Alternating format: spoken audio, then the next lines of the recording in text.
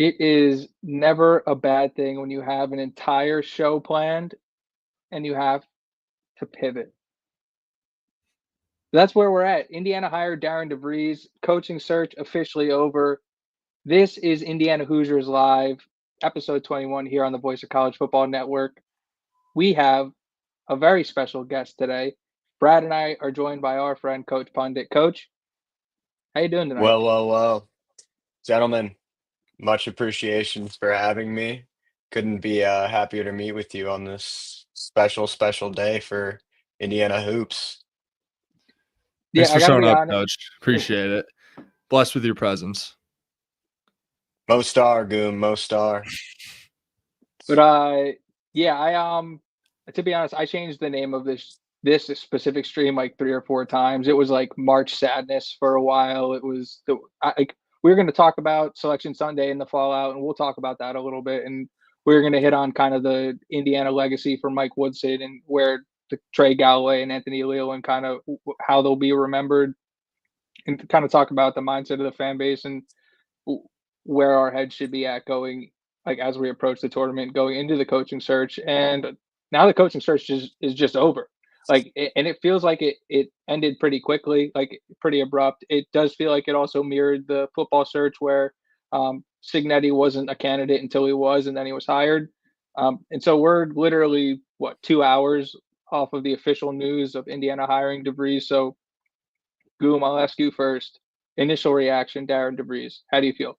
Yeah, I like it because right off the, first thought, not the direction I would have necessarily gone. But once you thinking about it a little bit, you kind of did check all my boxes, like proven at the power. Well, maybe not proven, but has won at the Power 4 level. Maybe not consistently, but then you can go back to the 6 out of 6 years at Drake winning 20 games, and then basically should have made the tournament this year was a consensus lock, but kind of, we'll talk about it later, but kind of got, absolutely, corrupted out of the last spot in the tournament. And yeah, when you think about it a little bit, he's 49 years old. I think there's a ton of upside with it. It's his first, real shot. He was able to, first year at West Virginia, go to the tournament basically. And that gets me excited. It reminds me a lot of, a Signetti type hire. He's from West Virginia. There's a lot of similarities to that hire, how fast it happened, those types of things. So Pundit? Yeah, no, I mean, I agree with some of what Goom said. I think there's a few things I'm feeling, and I'm sure we'll get into later. But taking a step back, this search has kind of been trending this way for 10 days now. Just in terms of initially a lot of big names, right? A lot of big names, big aspirations, quote unquote expectations. And I think over the last 10 days, it kind of got back to reality, and especially the last week or so. Um, so there was an initial shock when I saw kind of murmurs of this yesterday, but there was still a chance, right, that there was some rabbit in the hat. There was some mystery candidate, and that's enticing to listen to because also I had expectations for this search and what this hire would be. This was definitely not a top five and maybe even top 8 or 10 option for Dolson, in my opinion. But out of the like can get realistic category, I think it's like a top 3 hire, maybe even 2. So out of like the realistic options, I think it's a great hire. He checks boxes. He seems like a good coach, both on both sides of the ball, and he seems like a good lad, which matters, I think, to some extent. And he has experience. I mean, he coached at Creighton under McDermott for however many years, 17 years 17. he's at Creighton. So I mean, yeah, exactly. Like that is that's a tremendous amount of time to be spending. I mean, imagine how good at your job you have to be to keep it for 17 years. So I think, yeah, I mean, I think it's a good hire. I'm interested. I'm curious, right? Like there are there are questions that I have. There are boxes, not necessarily unchecked, but he doesn't have that much experience at the P5 level, but he kind of is kind of like a young McDermott. Yeah. He's not the most savvy in the press conference. Go ahead, Goom. I mean, if he's a young Altman, it's just kind of where the direction I'm going to go. Just being an assistant, like if we could get anything like that, I mean, just Anything him being from around trees like one that. of the guys that we would put on our top 10 list for like, the splashy hire that we want Indiana to go in. Like Dana Allman's that guy, and we got a guy similar to him. Like we got Signetti, who guess who he was assistant of? Nick Saban, like a very successful, highly renowned name in the industry. And I know, obviously I wanted a guy maybe a little more established at the power forward level, but I think it's maybe even a reality check for Indiana. Like we can't necessarily get a guy like that. And I think they made the right move getting him while he's there after just 1 year, as opposed to him being 4 years in. He's going to his consistent Sweet 16 runs with West Virginia, because this guy had the top 25 class coming into West Virginia next year. Got 4 4-star commits. I mean, 3 4-star commits. They could all come to IU next year. With we got 7 open scholarship spots with Cubs hitting the portal today. We got room for him. Obviously, we're bringing in his son, who I think is going to be an All-American level player for Indiana next year. Definitely a Big Ten Player of the Year contender.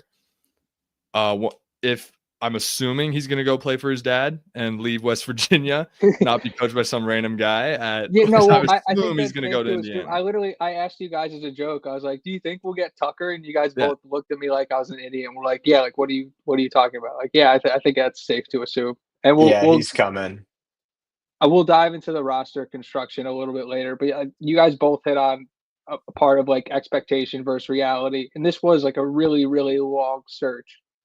And I think if you take a look at it where the search began and where expectations were and where we ended up, it's only natural to be disappointed. But when you take a look at the smoke that was going on when the search started and how unrealistic it was and how close to the vest the search actually was, we don't know what that list was. So this actually could have been the top choice the entire time. Yeah, I mean, I'm hoping he's calling Mick Cronin and Scott Drew and all those guys, like we were kind of talking about it before we went live. I hope he's calling all those guys, and obviously they're saying no. I mean, Kiza wrote this whole stupid 10 person article of guys that met our criteria of being consistent power forward. DeVries didn't check that box for us to make that list because he just wasn't, like I was saying, at the power forward level for that long.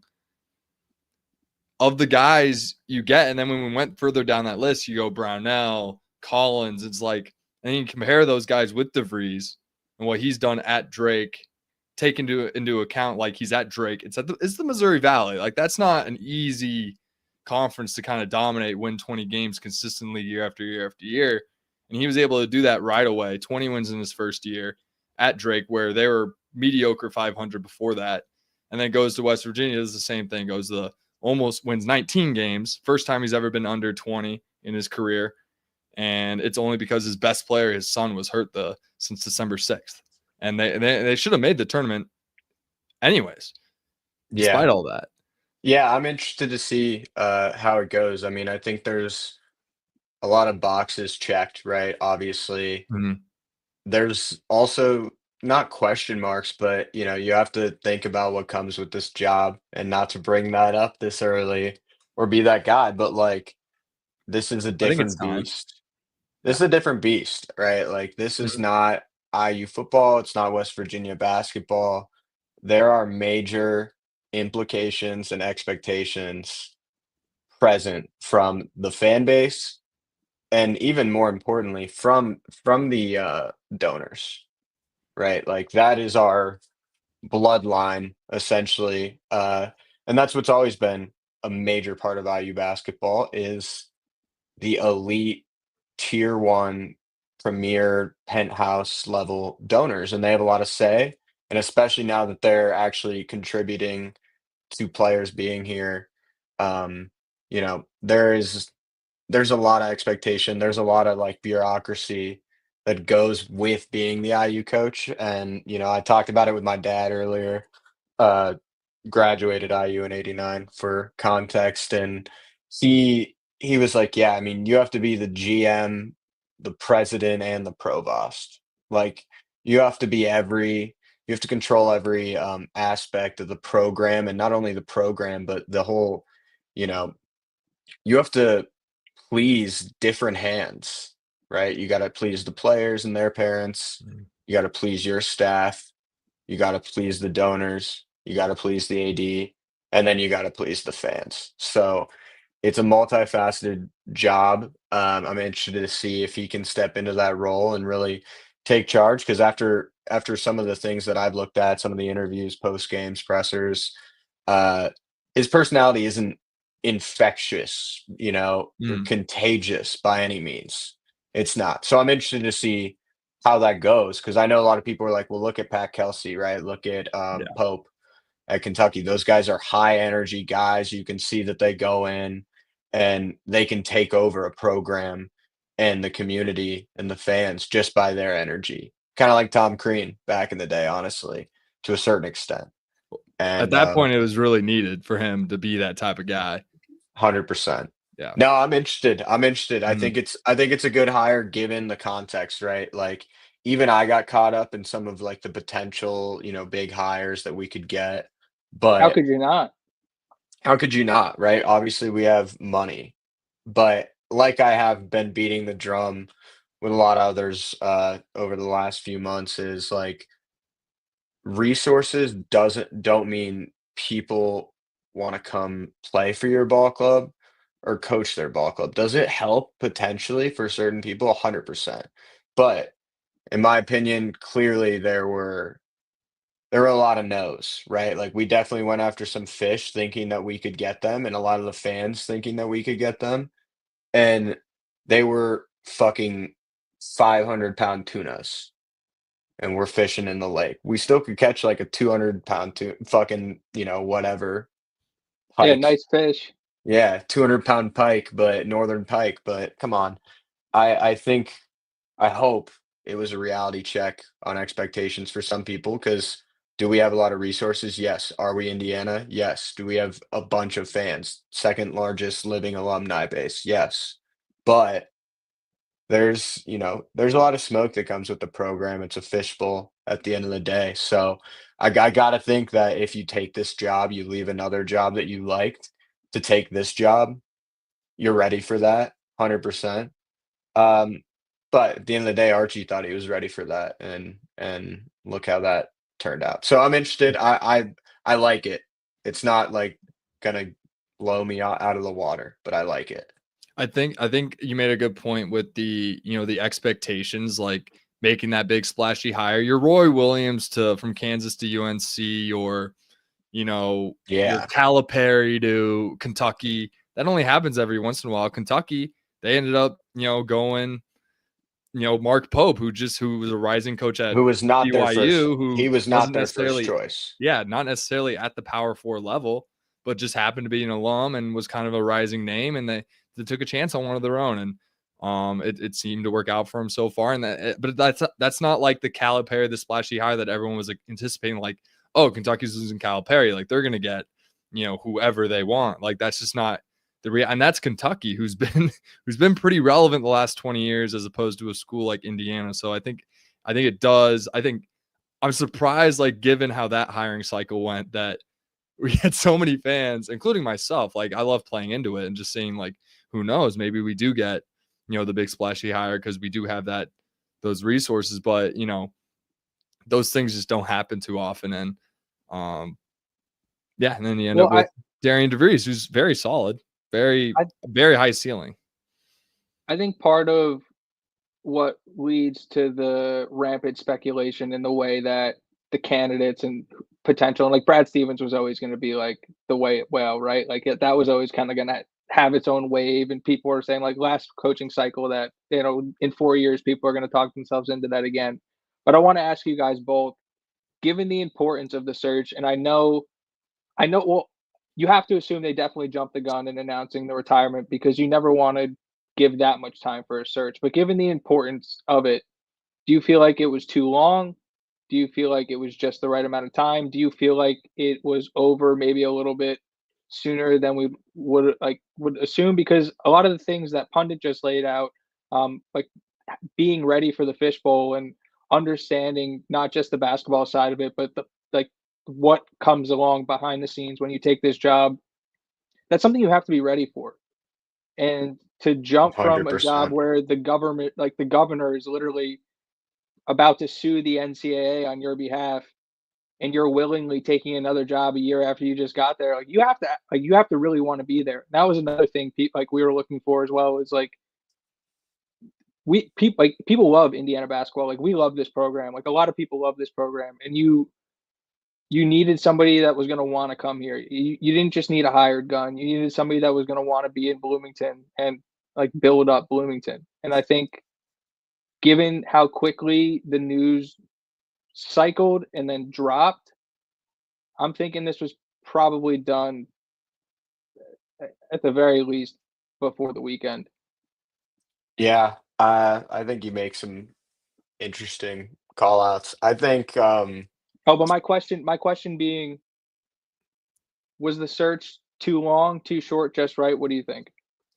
I mean, only time will tell, right? Like at the end of the day, we can think that maybe we hold out for someone that's in the tournament, but the portal opens Sweet 16.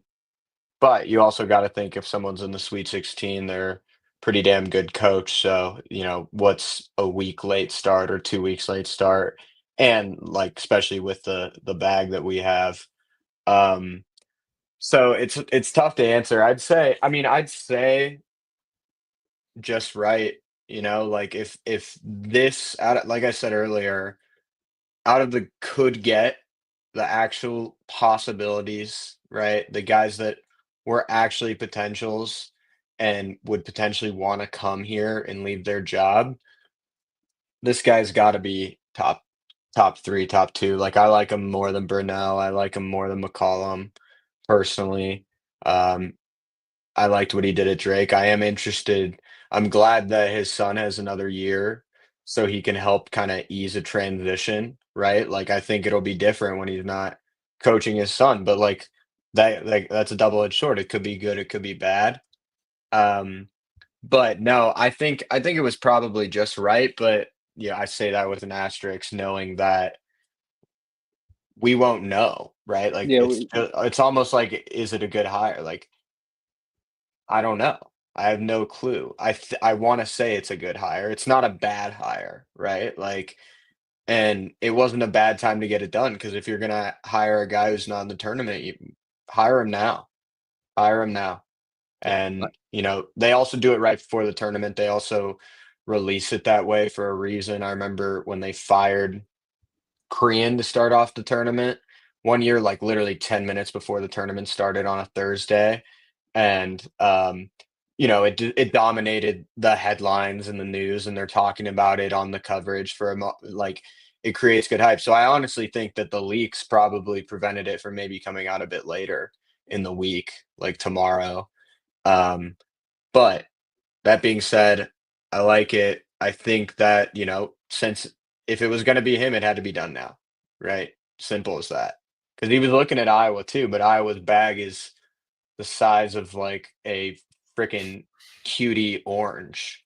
Like just full blown lip. I mean, I want to I want to hear Brad's answer to too long or too short, but Well, I asked you guys to think about winners and losers, and I didn't even think about Iowa. Huge loser. huge loser, Iowa. Huge loser. Yeah, big time. I they're would say, losers. like, Little brother bag. obviously it went just right because if Tucker DeVries was always the guy, if like we were gonna Darian. go, if we are gonna play through the tournament and we are still gonna hire Darian DeVries, then yeah, we did it perfectly. It's curious because like does the kind I want to put up a hypothetical here because I agree with everything you guys have been saying in terms of like obviously we couldn't get the guy in the tournament, so we got the best guy available who's not in the tournament. Maybe that's what happened. Do you think maybe if DeVries was always the guy, like if West Virginia makes the tournament, obviously this announcement doesn't happen because they're playing. Does And then we can go back to the UNC being in Bubba Cunningham. We were already planning on hiring DeVries. We're on the bubble. West Virginia's on the bubble. North Carolina's on the bubble. Dolson calls in a little favor to Bubba. Be like, hey, we're trying to hire DeVries. This is as ridiculous as the spin zone I tweeted yesterday when I was like, this is actually good for Indiana because now it's fuck them, not fuck us, and we can focus on the search. I'm expanding on it further. He calls in to Bubba. He's like, hey, Texas and Xavier, they're all right. Like, throw them in there. So you're saying Bubba's take us and West Virginia out so we can go take their head coach, and in return, you get to put your team in the NCAA tournament. So it's a win-win-win. Bubba's a hero, you're saying. It's a win-win for West Virginia. West Virginia loses in every single way. It's an UNC-IU blue blood collusion against the little guy, which is unfortunate. But I don't like this. Yeah, I don't like that at all. That now. I don't like this one bit, Goom. I don't. But I want to go on a limb and say that we don't. I'm not saying it was real. I'm just putting a hypothetical. I'm just throwing it out there. It's the show did not endorse that. It all checks. Where was he when he wasn't in the room during those discussions? He could have been out. He could have been taking a phone call from his good friend. No, I'm not going to. Scotty Dolson, Scotty D. What's going on? No, but yeah, I know. I don't think Scott Dolson would intentionally knock Indiana out of the tournament. And no, obviously. You guys want to talk about that at all? Or? We will. We'll get there. Yeah, we can cover that later. I want to hit a couple more things with the coaching search, and I think timing wise, if like hiring DeVries and hiring him now and just saying go, to me clearly signals we want to win next year. You guys both highlighted Tucker DeVries has eligibility left. Like he'll be on the team next year. He's not going to be a bad player. So they're going to have a good chance to retain a good core of this roster. And I want to get to that in a second too. But if he wasn't always the guy and it was just we're hiring him now because we want to win now, that's a questionable process.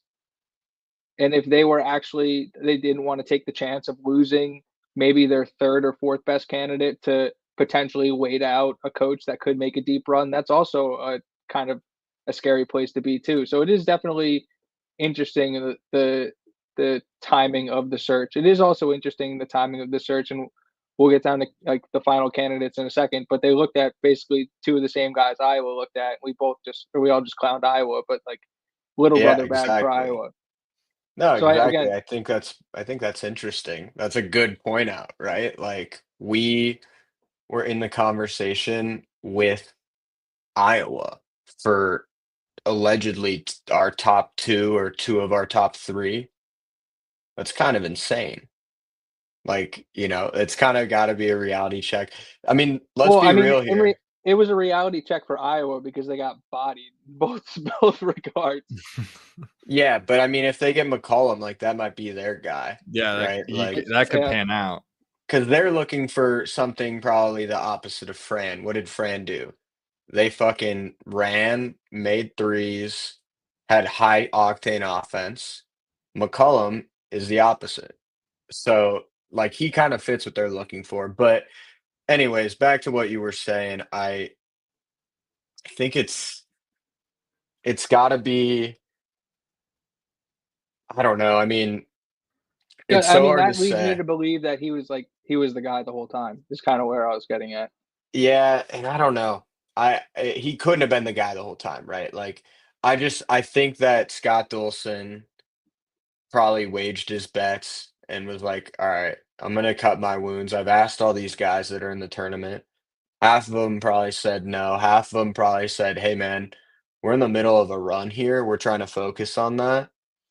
So I think he was probably like realist. Like he got real, right? He went after the big fishes. He missed. We got knocked down a peg to, the same coaches that other Big Ten schools are competing for. And we won because at the end of the day, we are IU. We have a massive fan base. And also, what did you say earlier? $6 million buyout we're paying to West Virginia. Like, Iowa couldn't pay that. I saw a story today that said their NIL package for this whole team was like $300,000 or something. And that I have to go back and verify that. I don't want to Archie Miller this situation, but I think I it's got to be it's a big risk from Dolson, right? It's a risk. It's not a big risk, but it's a sizable risk, and we'll see if it pays off. I mean, obviously he nailed Sig. I hate bringing Sig into it because I think they got to be mutually exclusive. We'll get into that later, but We can get um, into it right now. Yeah, I we mean, can they get into should that be. now. I mean, they all just right. should be. It's just I feel like it's just a blanket statement. Like they just shouldn't be put together. And I think one thing we forgot to call out with what is similar about DeVries and Sig is that Dolson hired the company, right? That the Yeah, hiring turnkey, the search firm. yeah, the search firm, right? So same search firm got honestly a similar result, proven winner, a guy that consistently wins 19 plus games in 7 seasons, a guy that his biggest question mark as a guy that has only won consistently at Drake. Like, can he recruit at a high level? First recruiting class, top 25 class. I mean, when you just look at all these, evaluators that he has, he just continues to check all the boxes. I guess my And whole point is that we can't like compare them. Like, you know what oh I yeah, mean? Like even at all. Like not to No, they're call you walking into out, Goon. completely different situations. no, it's true. No, and it's like, listen, at first things first, it's a disservice to Sig to think that what he did could be replicated, right? In any program, literally in any Oh yeah, sport, any college sport program, to think that like that could even come close to be replicated. He's one of one. That's why we love him, right? Like that's what makes us like him is that he is a I don't give a fuck in your face dude with a very mild temperament, but his mouth talks a lot. And we like him because he backed it up and it was sick. But like to think that, hey, there's even another one of those out there, let alone another one in basketball that would come coach at IU, it's like, Yeah, like in you- the hiring cycle, like magically, and like like holy shit, there's like basketball Signetti. And also like to be like, oh well, this guy won everywhere like Sig did, or this guy has a similar disposition to Sig. It's like we need to set ourselves in check a little because even I've done it where it's like, all right, well, what worked in football? But it's like this is IU basketball, it's a different like, sport. Yeah, and it's a different sport. It's a different stratosphere. Sig walked in, not a single expectation other than win more than 3 fucking games. Pardon my français, no, you can but curse. You're good. See a free flow on here, pundit. bet. Good to hear. But anyways, I think it's a totally different stratosphere. Everyone needs to just like whenever we talk about this guy, I don't even want to hear Sig's name because it's not fair to any of them. And it's also just like it's apples to a fire hydrant, it doesn't make sense. And so with Sig, it's like we know what we got from him. We saw him from day one change the culture. I don't expect that with Darian DeVries, right? I don't expect this like fast, physical, relentless, 6 seconds of play, every play has a lifetime of its own, blah, blah, blah, right? Like that is what separates Sig from a lot of normal coaches. I think this guy is a lot different, and I think that's fine, right? I think people just don't even need to compare it. And with DeVries, I think we hired him at the right time because, like Brad said, if that's our guy, then we got to get him. Simple. Now, before the tournament starts. So I think it's I think it's going to be interesting, and I'm interested to see who he can retain and recruit. And yeah, I mean, I think a lot of people are excited right now, so I'm happy to see that. Fan base seems more aligned than it was, but that was that's not that big of an achievement. Real quick, I want to do winners and losers of the search process, and then I kind of want to talk about the final three candidates and then the expectations moving forward. But Let's go. Love it. Winners of the. You want to do winners or losers first? Actually, Let's do winners. all right, Winners, yeah. Brad, give me your first winner of the search process. My first winner, I want to say IU, but I'm gonna be a little more creative. I'm gonna say Kanan Carlisle. I think a good little Whoa, change of pace, little just a new coach, just a new coach. He's got a fresh start with this new guy, very talented kid. He gets to start fresh again at the same school. He doesn't have to like move to a different location. He doesn't have to like adapt to a new place. He's going to be in the same environment. It's just a different coach, fresh start with this guy, fresh start with the program, basically. Same case for everyone, but I think it's going to benefit Kanan Carlisle a lot more than a lot of other people. And if you heard me talk about IU basketball, you know, I'm a Kanan Carlisle apologist. I'm not going to give up on the guy. I think he's immensely talented. I watched him put up 30 on Arizona last year as a freshman. I believe in the guy. I think he can figure it out. He's got 2 years to do it at Indiana if he wants to stay. I love it. Pundit, first winner. Now I'm pissed that Goom stole my idea of giving it to a player, but I'll raise him a level. I was gonna say Miles Rice. That was my number one, right? Miles Rice, when he was good this year, was awesome on both sides of the ball. Yes. He wasn't good often enough, right? Like he was too often passive, getting lost in the flow of the game. And it all started when he would D up, right? Like when when he would pick up people at half court, like he did Braden in the game at home against Purdue that we won.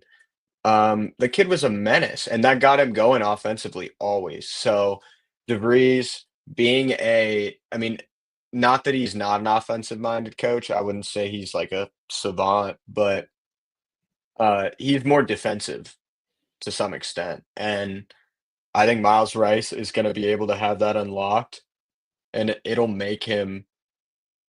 force him to really, you know, he's going to be locked in on both sides of the ball, but I think him and Tucker are going to work out well. So yeah, I think Miles Rice is a massive winner in this equation. I hope that's his first call, right? DeVries' first call. It has to be because he's too good of a player to not have coming back, especially when he's already here. You have a leg up, right? Miles Rice doesn't want to go in the portal again unless he's going back to Wazoo. But I'm hoping Miles Rice wants to stay for the show and make a name here. So that's my first winner. I love it. I think I'm a little surprised you guys both went players. My mind didn't even go there.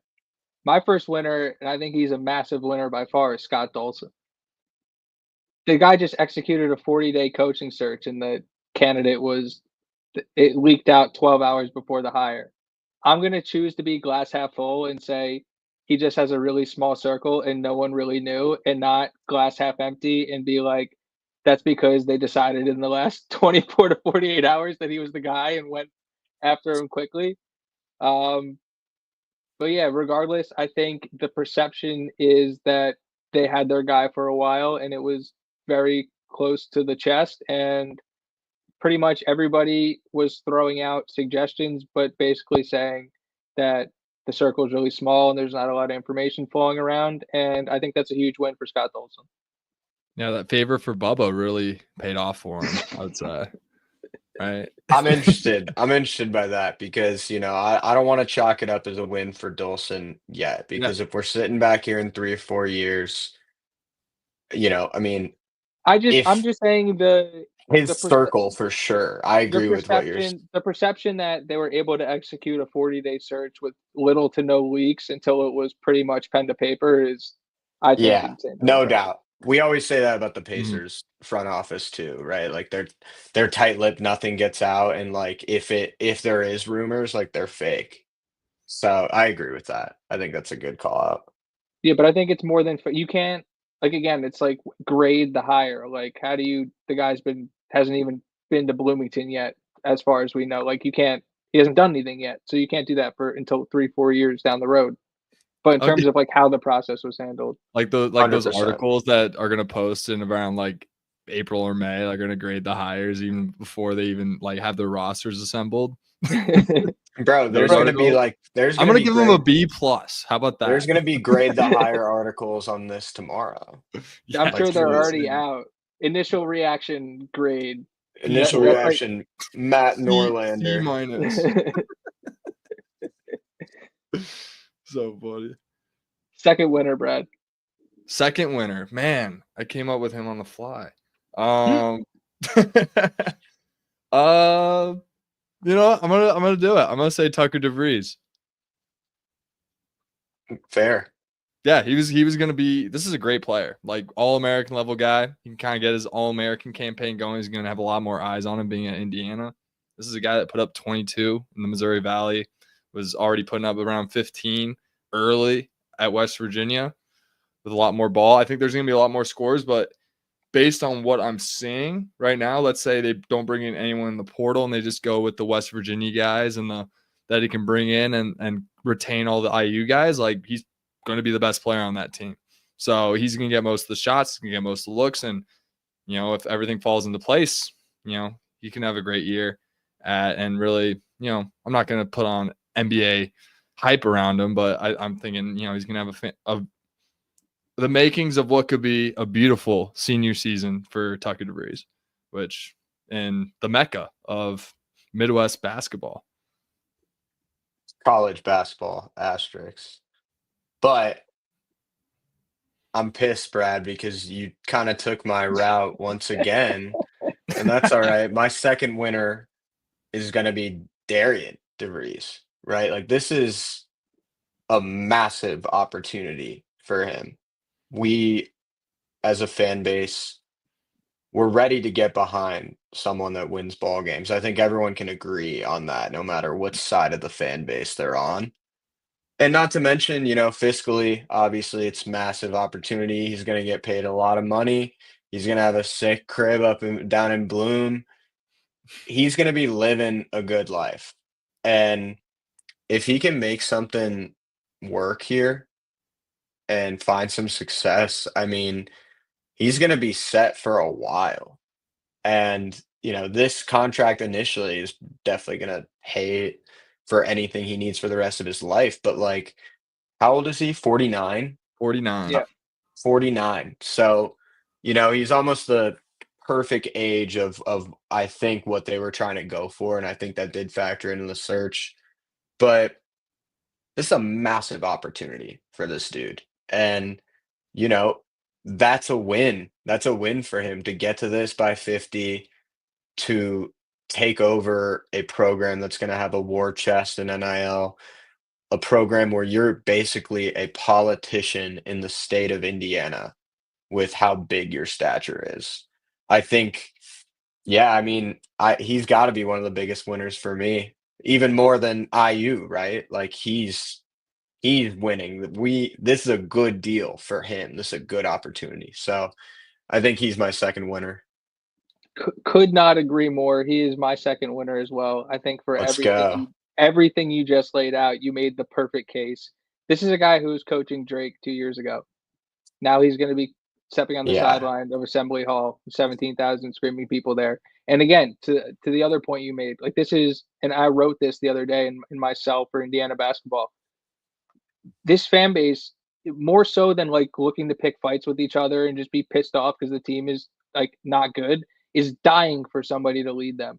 It doesn't matter. It doesn't have to be like this rah-rah, like quote unquote Signetti type, like vocal leader. It literally just has to be somebody who understands how to run a basketball team, win, and then like you said, understand that second like politician part. And to go even from West Virginia, where like again, like we said, the governor is fighting for you, but like we don't That's have to because it's tell an anybody. easy Like, win. That's because it's an easy pub win for that yeah, guy. He 100%. gets No, some 100%, clicks. 100%. It's all a PR move, but like there's no question.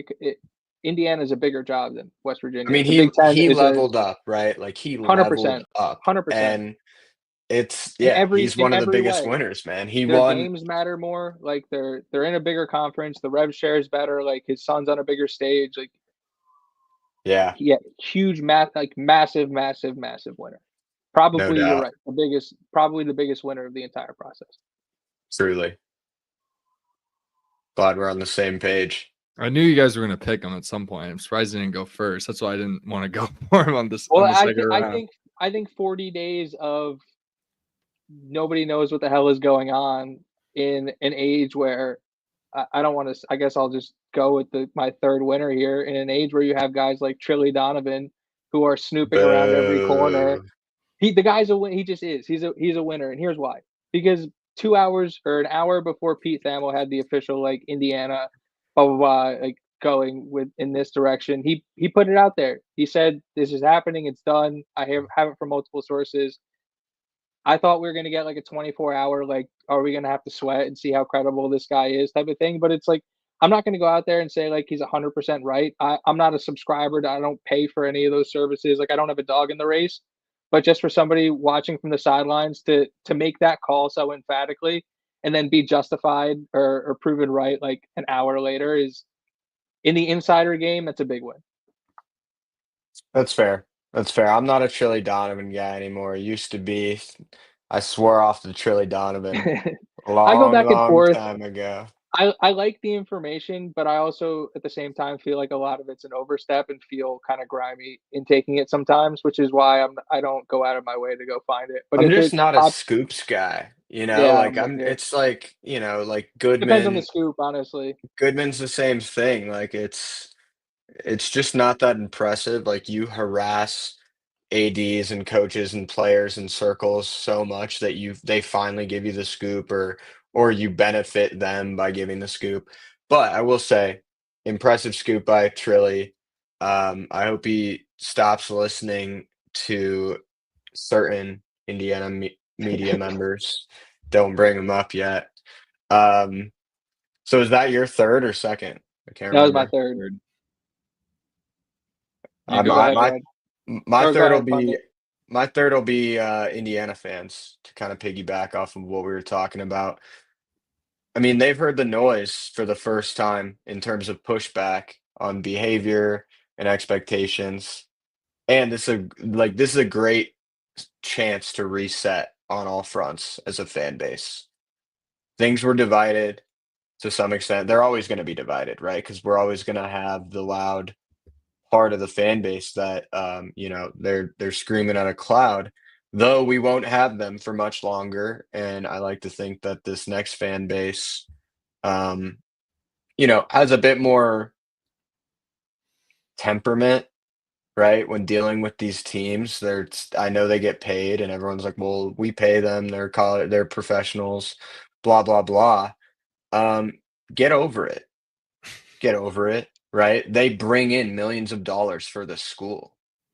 So you complaining about pennies that you're not even paying, and if you are, you're donating. It's a conscious effort. It's not like people are making you pay anything. And money will always be there because, like I said, we're the second biggest living alumni base in the American schools system, whatever you want to fucking call it. But I mean, this is a massive chance for IU fan base to really get aligned, ride behind him, and learn maybe from some past mistakes where if things get tough, right, we fucking lift the boys up, lift the coach up. I understand if it gets to a point and it's like, all right, well, this isn't working. Just log off. Easy for me to say, very active myself, but that's because I'm fighting on the front line against these parasites. And there are so many good Indiana fans, young, right? Whether it's you've been an IU fan for 4 years, you just graduated, or you've been a Hoosier for 50. And I know all types of them coming from I'm a third generation Hoosier at this point on both sides of the family. So that's like 10 IU alums before I even got there. And I was out of state too. So I had to love them that much more because people in Arizona didn't know what Indiana was for a good portion of my childhood. But I'm excited, man. I'm excited. I hope these IU fans that were, maybe a bit loud during the Woodson era, a bit loud during the Archie era, a bit loud at the end of the Korean era.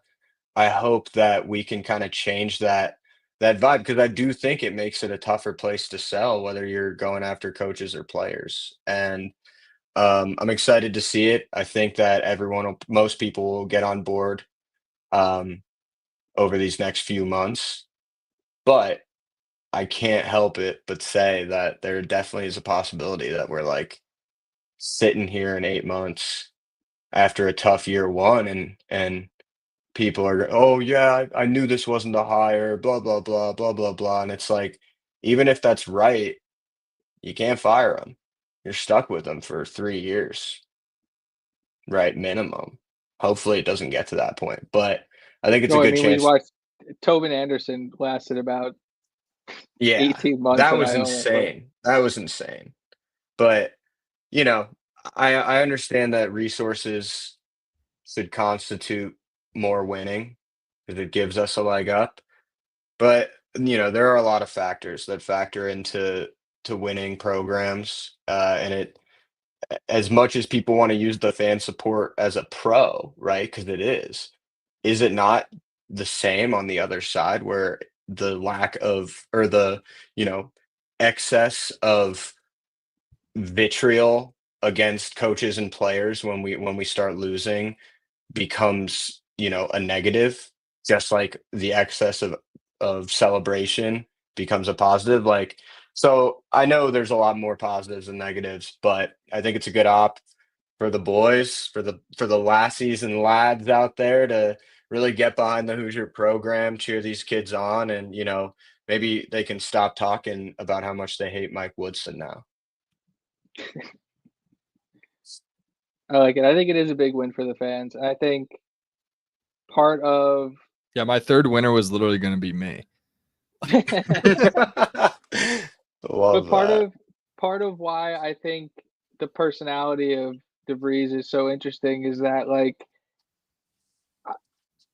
there is so many lightning rods, especially vocal lightning rods in the fan base. And so you have somebody that is almost like a deflector who's not going to like supercharge any of these conversations, and it helps them kind of die out a little bit. But go ahead. So Brad, why is your third winner you?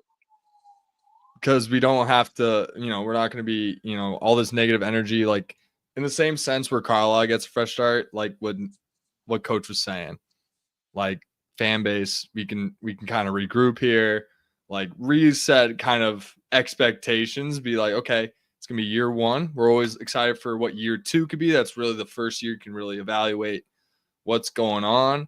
But as long as you're seeing flashes in year one, you're feeling good. I will say, based on the talent that I'm seeing, the underclassmen talent at West Virginia, the underclassmen talent at Indiana, just from that group, there's a lot Yeah. to be had here. And what comes with Yeah, that? 0 transfers. What comes with that, right? Like, his recruiting class is really good at WVU, or it was. So you got to assume that at least one of those guys comes, and they're all If not four all three. stars. If not all Exactly. three. There are two of them are Plus from California, so like they don't really have too ties much either bearing way. where they go. Yeah, we'll see. I mean, I think it'll come with expectation, right? I don't have a doubt that he's gonna kill it in the portal and bring in his guys that he wants, right? Like, this dude has been doing that without the IU bag. And it doesn't hurt that his son's a lock, right? Like, his Yeah, son's a literal mortal lock to just be a Hoosier. That's pretty sick, knowing that we just got probably would be one of the best players in the portal if he entered. We got him for free, not really, but you know what I mean.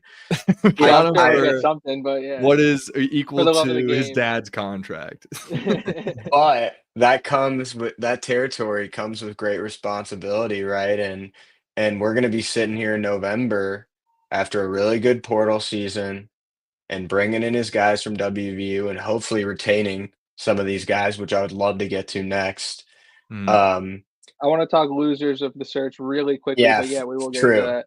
But Yeah. I think it'll come with great expectations. So, I Yeah. hope we can temper expectations, because Yeah. we've learned the last 2 years it's not about what's on paper, even if on paper it's wonderful, right?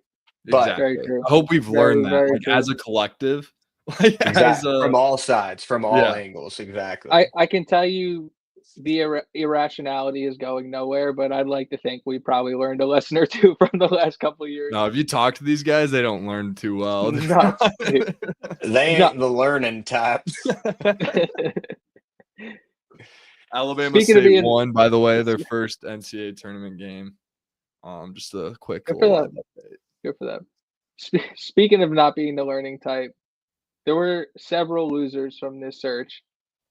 I will say, actually, I want to see where you guys go first. Let me give mine because I Pundit, know go you ahead. guys are going to take it. All right, I'm going to give all three to you real quick. Ooh, okay, I like, yeah, rapid fire. And then we'll Jeff move on. Rabjohns, Jeff Rabjohns, Jeff Rabjohns, and Jeff Rabjohns. That was four. I mean, what, I'm sure we all have to say something on this guy because he's very easy to pick on right now because he's made himself a massive target, no pun intended. And, no pundit dude, intended. No pundit intended by the pundit. That dude, he's been wrong about basically everything in this whole search process, right? All the different rumors he's peddling to the little rats of this fan base to go nibble up like fucking rat poison.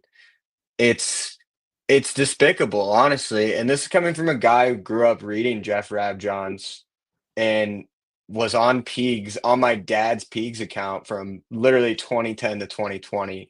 So I loved Rabjohns growing up, right? He was the IU guy. He knew all the scoops. He had great relationship with the program and the players and the coaches.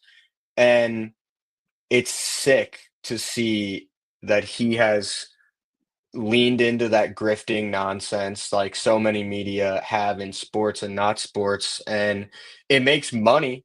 It gets clicks. I'm not saying the logic isn't there, but like knowing from a once pretty, a guy with pretty good integrity to now peddling clear nonsense because he knows he's going to get paid those subscription numbers. He knows he's going to get clicks. He knows it's going to drum up business for him. And, not to mention the Hoosier hysterics. His little partnership with those freaks has, it's ruined his credibility for a lot of people in the fan base, no matter what side they're on. Like, truly, one of the most united I've seen the fan base over the last months in the basketball community is fuck Jeff Rabjohns. I see people that hate me tweeting that on Twitter. So, he's got to be the biggest loser. Hoosier hysterics are next to him just because they are fucking losers. But I'm excited. I'm excited to see, hopefully, his role reduce with this next staff. And I'm sure it won't, right? That's wishful thinking. Rabjohns has been around. He'll be around until he doesn't want to be around. But if what Rabjohns was telling people about Mike Woodson is true, it's also true about Jeff Rabjohns, which is an old, out of touch bum who shouldn't even be allowed to touch a keyboard, let alone publish stories on our program. And also get the hysterics out of my fucking program now. I don't think I have anything to add on the Rabjohns front. That was an incredible rant. He's not worth my time, to be honest.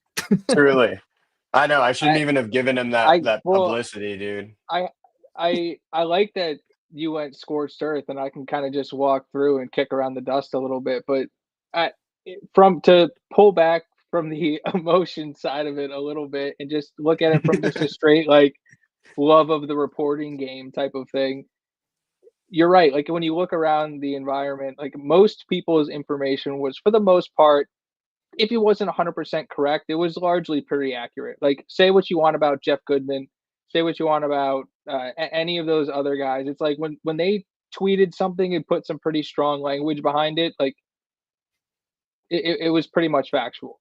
Agreed. And then you look at least very recently, and the whole Bryson Tucker fiasco and that disaster, and just the fact that you could even put something So out like bad. that without double or triple or quadruple checking your sources, especially in a time like this when you know how, especially when you know how rabid your own fan base is and you know the criticisms levied against you, and instead you stoke the flames by basically putting a kid in the crosshairs when he didn't even come to that conclusion himself. And now Yeah.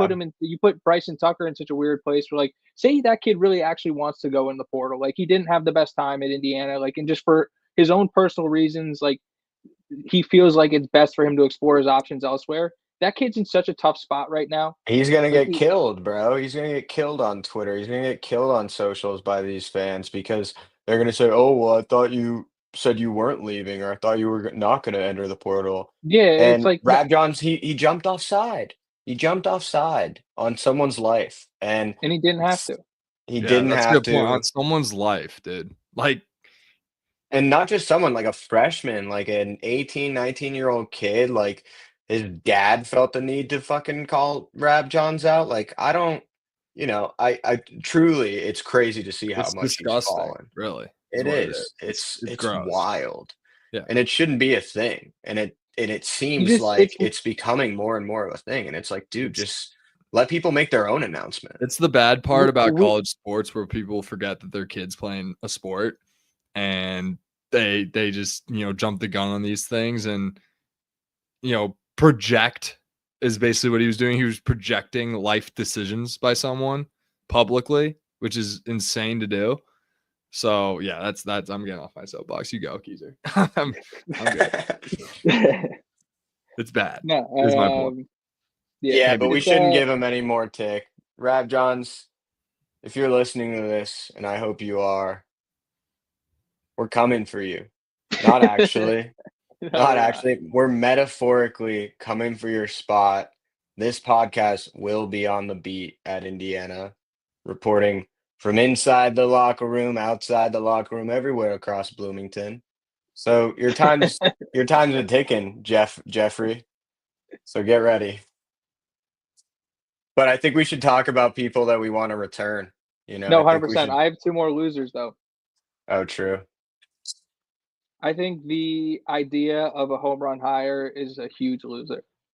What is a home run hire? Because, like, we've beat to death. Like, It would be you can't. getting Scott Drew No. and But I Nick know. But, Cronin. like, a home run hire is like somebody who's going to win a national title. Well, you're not going to know until that happens. And so it's like, And we're to not hiring someone who's already won a national title. so You know what I like mean? I get it, but like the fact that it's like it may be a slightly disappointing hire, quote unquote, because of like where expectations started versus like how about it's like, did we hire a capable guy who can win basketball games in Indiana? I think the answer is yes. So I just the whole like it has to be a home run or it's a failed search thing to me is a huge loser. Yeah, I agree. Sorry, I was muted, but I totally agree. I mean, time will tell. Like you said, a home run hire is a coach that's going to win the national championship. So there's either coaches that have or the coaches that haven't, right? So if we're hiring a coach that haven't won a national championship, which is, 95% of coaches, then More people are than going to be like, yeah, exactly. People are going to be like, oh, well, he hasn't reached full success, blah, blah, blah. Or if we're not going to be able to hire a guy that's already won a natty. So, you know, home run hire, so dumb. I hate the term, right? I even saw Fanta do a video, and I love Fanta, but it's like, yeah. dude, you're using these buzzwords. I don't like it. It doesn't make sense. Like, expectations for a program that's not nationally relevant, according to so many, all of these national guys seem to love getting their their grubby little mitts all over every story that comes out of Bloomington Yeah, because, another and I, huge loser is like, that Indiana isn't nationally relevant. yeah, The big exactly. But loser. also, we ended up with DeVries, so it's like we're not as nationally relevant as we think. It's interesting, but no, I mean, I agree, dude. I I totally think I agree. think I think there's that balance of like relevant, and then there's like it's completely different from like what's a realistic hire. Like where we actually like Mick Cronin's not leaving in UCLA. I talked to and I actually ran into an Iowa State donor at St. Patty's Day, and he was telling me TJO will never leave Iowa State. Like he will never leave. Like it's one of those things. Like if you thought Grant McCaslin was never leaving, it's more than that. It's yeah. So just like who can we get? It's I don't know. Brad Brunell's leaving. I mean, he might.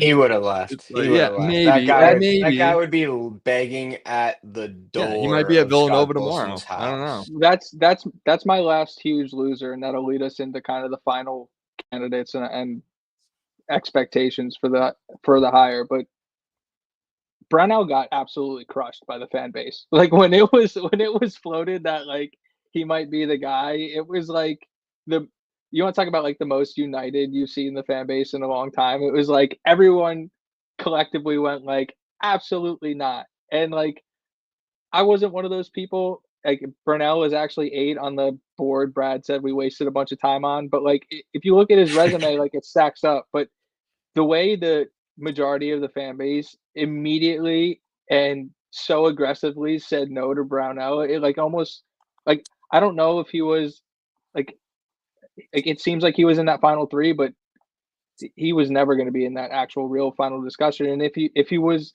about to put pen to paper, it was like no shot that's happening. Yeah, I mean, I was not a Brad Brunell guy. I will say that. I wasn't like, oh my God, I'm not gonna root for this team. But I definitely, I'm not jumping out of my seat for a Brad Brunell when we started this conversation at the names that we did. Yeah. Brad Brunell was And on a yeah, clear, like different tier. Like we had the splashy names, the top 6, and then it was like TJO, who would be like, I think would be awesome. And then it was like Brad Brunell, Chris Collins, like Musselman. These guys are just like, like I don't know. Like if it actually happened, like like they met the criteria, but if like you just heard it out loud, like that's actually happening, you've just been like, for me, he was yeah, even it just lower on deep my fried, you know. It's list. just Like he like was even lower on my list than DeVries. Like out of the 3 that were seemed to be legitimate candidates, right? DeVries, McCollum, and Brunell. Brunell was probably 3rd for yeah, me, 100%. honestly, and I'm not high on McCollum, right? I think that there's a lot to be seen with him, and I didn't wanna take a risk.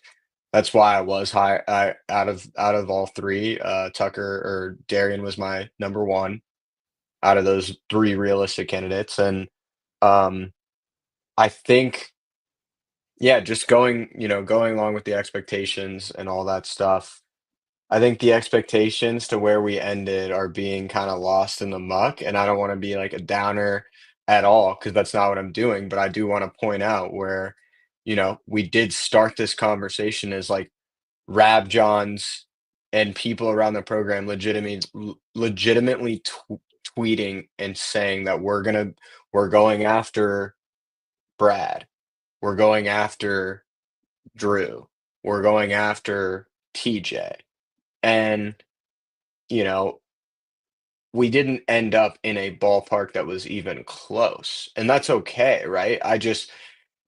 It needs to be pointed out because so many times we find ourselves thinking like, "Oh my god, yeah, that guy would leave." I mean, there was people like 6 months ago saying that Bruce Pearl was, "Oh, he's a shoo-in to leave Auburn to come to Indiana." "Oh, Dusty, he'd leave Michigan whenever to come to Indiana." Listen, if you spend No. enough time staring at the computer, you can start to build a case for anybody. Exactly. Couldn't have said it better myself. So, yeah, I mean, I We did think it. Brad and I built 10 cases for guys, and one of them ended up being in the final quote unquote discussion. I did it, and I was a skeptic, so I had to talk myself into a lot of different people. I mean, Brad's the first one that put me on the Cronin wave, I will say, so shout out Goom. But I think it's gonna be very, very interesting to see how this hire ends up, right? Because like I said earlier, it's a big risk for Dolson because if we get to year 2, mid-year 2, and like this program's looking anywhere near what people think it looks like now, things are going to get hasty and everyone's going to, come after Dolson because it was such an important hire. But also, like, what can he do if the top 8 coaches that you ask are not there's not even a chance of them leaving, you hire the ninth, like, that's all Yeah, you can well, really do. that's why I thought when the McCollum smoke started on like Friday or Saturday, that there was some like serious like actual weight to that one because it felt like we talked about it I think before the session went live, but if like this is like Dolson's job is on this hire. Like if this doesn't work out, like it's directly tied to Scott Dolson. You have to assume 100% that way. agree. And like as much as like we literally had a podcast, Sigs Inside Indiana Football Podcast. Like in my bio for Twitter is Kurt Signetti saved my life. I don't think that would even be enough equity to survive two unsuccessful basketball hires. So if you're going to take a swing on a guy, the way McCollum is presented and the way the real like basketball, I'll call them basketball nerds out of a term of endearment, but the way the basketball nerds talk about that guy is like he's the guy. So I was like, all right, if you're gonna just like if you whiffed on your first 5, 6, 7 guys and you're just gonna take a swing on somebody, like I actually thought McCollum may have been the choice. I started to talk myself into him a little bit more than it sounds like you did.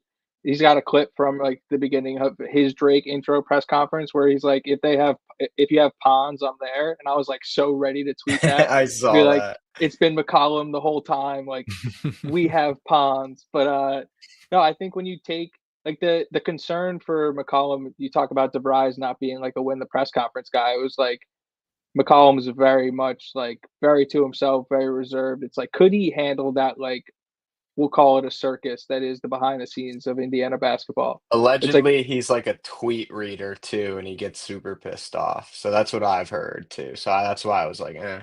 sounds like he'd fit right in, to be honest. Yeah, with us. Not with Yeah, not you get on with the fucking show. Brad Underwood and Could be, Izzo. could be one of my guests. Yeah, seriously. Ben McCollum, if you're watching, hop on the pod, brother. How did it feel to not get the job? Hop on. No, I Yeah, agree though. I think the slow pace of like Ben, like if we're gonna talk about the top 3, like Brad Burnell, like yeah, he's been at Clemson for 15 years, only has a yes, it's Clemson, but like 4 tournament appearances and 1 Elite 8 to show like you shouldn't even really be evaluating tournament performance when it should be about like how many times you make the tournament. He's only made it 4 out of 15, even at like a tough place like Clemson. Like ACC is a place that back in the day gets like 7, 8 bids. And he still wasn't able to make it, all that consistently. And then look at Ben McCollum, yes, proven winner, top, 4 natties D2 level, right? Something like that. And obviously 30 wins in his first year at D1 makes your eyebrows raised. Then you kind of look at the style of play they do. Very like, is this sustainable at the Power 5 level? Like Yeah. that's too big of a question mark to overlook. Whereas DeVries, it's like, okay, proven runner, won at multiple stops. Sure, it was a short stint at West Virginia, but there was adversity and he still basically got them in the tournament by, the public. And yeah, and he's proven, and his only question mark is can he recruit? And he showed in his 1 year at West Virginia he can. So it's almost like he's the only guy available that checks all the boxes. For me, this is an A hire. Yeah. If we're gonna do the grading thing, like if we're gonna I don't especially know, just given the circumstance. you can't right? guess the future, but Well, like when you look at 100%. like what you're looking for a guy that you can get, like, can you do better than DeVries realistically? I don't know. In defense of a lot of the blogs and us included, the people who put together big boards that in it turns out were just completely unrealistic. Like a lot of people were just going off of the information that was given to them. There was that one Pete Thamel, like they're looking for a proven head coach who's won in the tournament, yada yada, like that whole like spiel. They and never that said was one in kind the of tournament. Never said it. Yes, he did. No, he said proven winner. That's it. Consistent tournament appearances, maybe. I can't wait to stat correct this. Yeah, do it. Well, while you do that, I'll go kind of on my Ben McCollum thing to piggyback off what Brad was saying. Yeah, I mean, the style of play was a concern, right? So there's a box not really checked. The temperament was a concern after I looked into it, watched his interviews. I definitely think he's a great coach. I definitely think he's a great leader. I think, like we talked about earlier, with so many of the other bells and whistles that come with this job, that's kind of what worried me. That, along with style of play, that's enough for me to like not even want to waste time thinking about a guy. Because let's be real here, like we don't need a guy with slow style of play that can't handle the fucking the circus, because that's what this is. I don't see. I'll push back slightly and say that he's unproven in his ability to handle the circus. So I don't just want to completely write off his ability to do so. I do think, though, at least based on the reports and who knows about reports, it does seem like he had some hesitancy on whether he wanted to step into that spotlight. So I do think it's a fair question. And yeah, no, and that's enough, right? Like that's enough for me to be like, if you don't know, then you can't go. For a slogan, there's the slogan. If you don't know, you can't go. If you don't know if you can take the job, you can't go to Bloomington. Yeah. Right? No, You don't just walk that's into fair. Bloomington. Yeah, You gotta 100%. be, and that's why I do think like, where it's like I also don't know if DeVries can handle the circus or DeVry or how do you say it? DeVries? I mean, if I he think wins, Circus is going to be fine. Is that exactly. it? Like, if he wins 20 games every year, it should, like, in theory, it should In be fine. theory. In In theory. theory, But it also should, like, like him winning 20 games every year, like that's a very tough thing to do in the Big Ten, and especially the way the Big Ten's shaping out to be. I but like for McCollum, good coach, great coach, right? You can tell he's a nerd, a basketball junkie. that's what I liked about him. But I kind of got the vibe where it's like, yo, I know, like it kind of felt like I'm the smartest guy in the room vibe, which it works sometimes, right? Like Yeah. Sig, it works for Sig, not to bring Sig into this, but When you we're have not the resume he comparing. does, it's kind of justified too. Yeah, no, it's justified, but it's also like you're the guy who's getting called up from JV to go play varsity. Yeah. It's like, yeah, you average 30 in JV, you're good. You won We JV player of the year. All right, congrats. Yeah, Like, we all average 30, like it's a different ball game. So, and same with Drake, right? Like, yeah, Drake's a good program because DeVries, funny enough. Like, I'm not saying that his success this year has anything to do with that, but like it's 1 year, it's not the best competition. And I was not ready to take a flyer Yeah. on a guy. I just wasn't. I'll After take the the whole guy I that's mean, we were at IU during Archie. We watched the flyer and we watched it fucking get swept away in the wind because we literally could not have fun watching IU basketball when we were in college. Ben McCollum So, does remind me too much of Archie Miller, which is like the little biggest. guy, smartest guy in the room, kind of standoffish. Yeah, so that's why I was out on him. Brownell, I'm not gonna put that on Ben McCollum. I'm just not. I will. I'll do I it. won't. I'll do I'm not it. gonna put But Archie Miller on Ben yeah, because he's gonna McCollum. be I'm at just Iowa not. tomorrow, so he's gonna become a rival Yeah, instantly. he's the new Fran, like the short Fran. Fran's like tall. No, He's like 6'5", right? Like he's a Fran's big guy. yes. I'm gonna miss Fran. I'm gonna miss Fran. On another note, shout out Fran. Pour one Yeah. out. He did good for them. He did good for them. He was Shout there out, for like Fred. 20 years. Sienna before that. Good Nah, coach. Fran's an He'll find underrated somewhere good. coach, man. He'll find Fran's an somewhere good. underrated coach. I agree. He said he doesn't want to be done. Yeah, Villanova. But also No, to get I my want to thoughts out on the search. Sorry, one sec. I just want to get this out real quick. I think where we ended up, where we started, in terms of kind of what you were talking about, Keys, you're reporting on the information that's reported, right? Like there were legitimate sources saying, oh, they're going after Brad. Oh, they're going after blah, blah, blah, blah, blah, blah. Those were from legitimate sources. So when that happens, it's either ineptitude and incompetence, or it's like, corrupt. And most of them, like even though I absolutely hate Flab Johns now, it's not I like that name. corruption. It's a great name. It's a great name. But it's not corruption, right? Like he's trying to get the scoop. So he listens to the wrong person and shoots something out and then it goes bananas. And I think where we ended up was probably a lot closer to where maybe Scott expected. I don't think Scott went into the hire thinking that he was going to be able to get any of those like top 7 guys, right? And I hope he gave a look to McDermott. I hope he gave a look to Mick, and I hope he heard the no because those were more along the line of what I was kind of thinking. And I think this is maybe a tier down in terms of like body of work and what's been done and sure thing. But out of young people that we're going to give a shot to, this is he has the highest floor, DeVries. So I think people are going to be upset because where it started, but I don't think it's anything to like really like be that upset over. I'm sure we went after all the top guys. I just think they said no. And if anything, be upset at yourself for having these expectations that we're going to get, John Wooden from the grave and Bobby Knight to team up and come coach the team. Yeah. So it's DeVries was interesting. one of the hottest names last year in the cycle. Exactly. No one thought he was available, and we just went and got him. Like, I think it's a better hire than what people are going to make it out to be. I agree.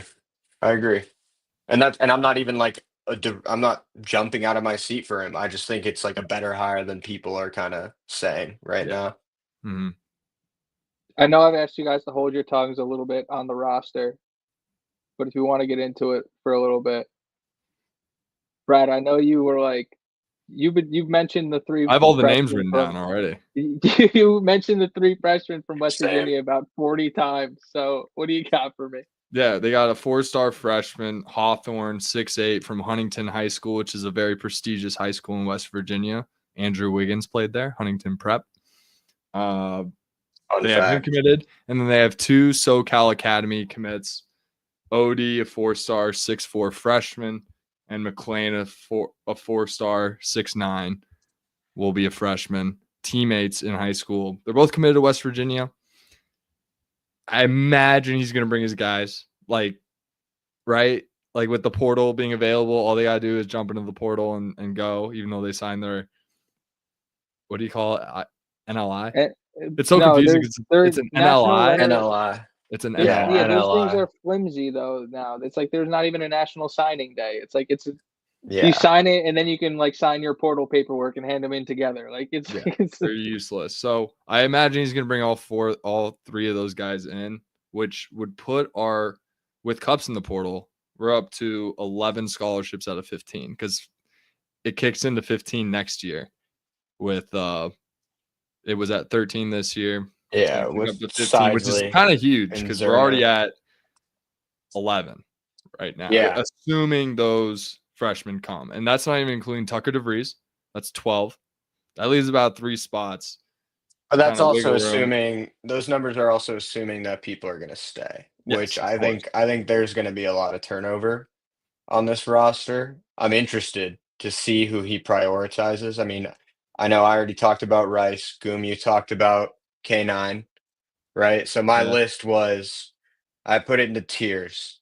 Tier 1, Miles Rice, first call. I said it earlier. I'll say it again. Mm-hmm. Miles Rice in the new system. I want to see what that's like when that kid's on. He's one of the better guards in the country.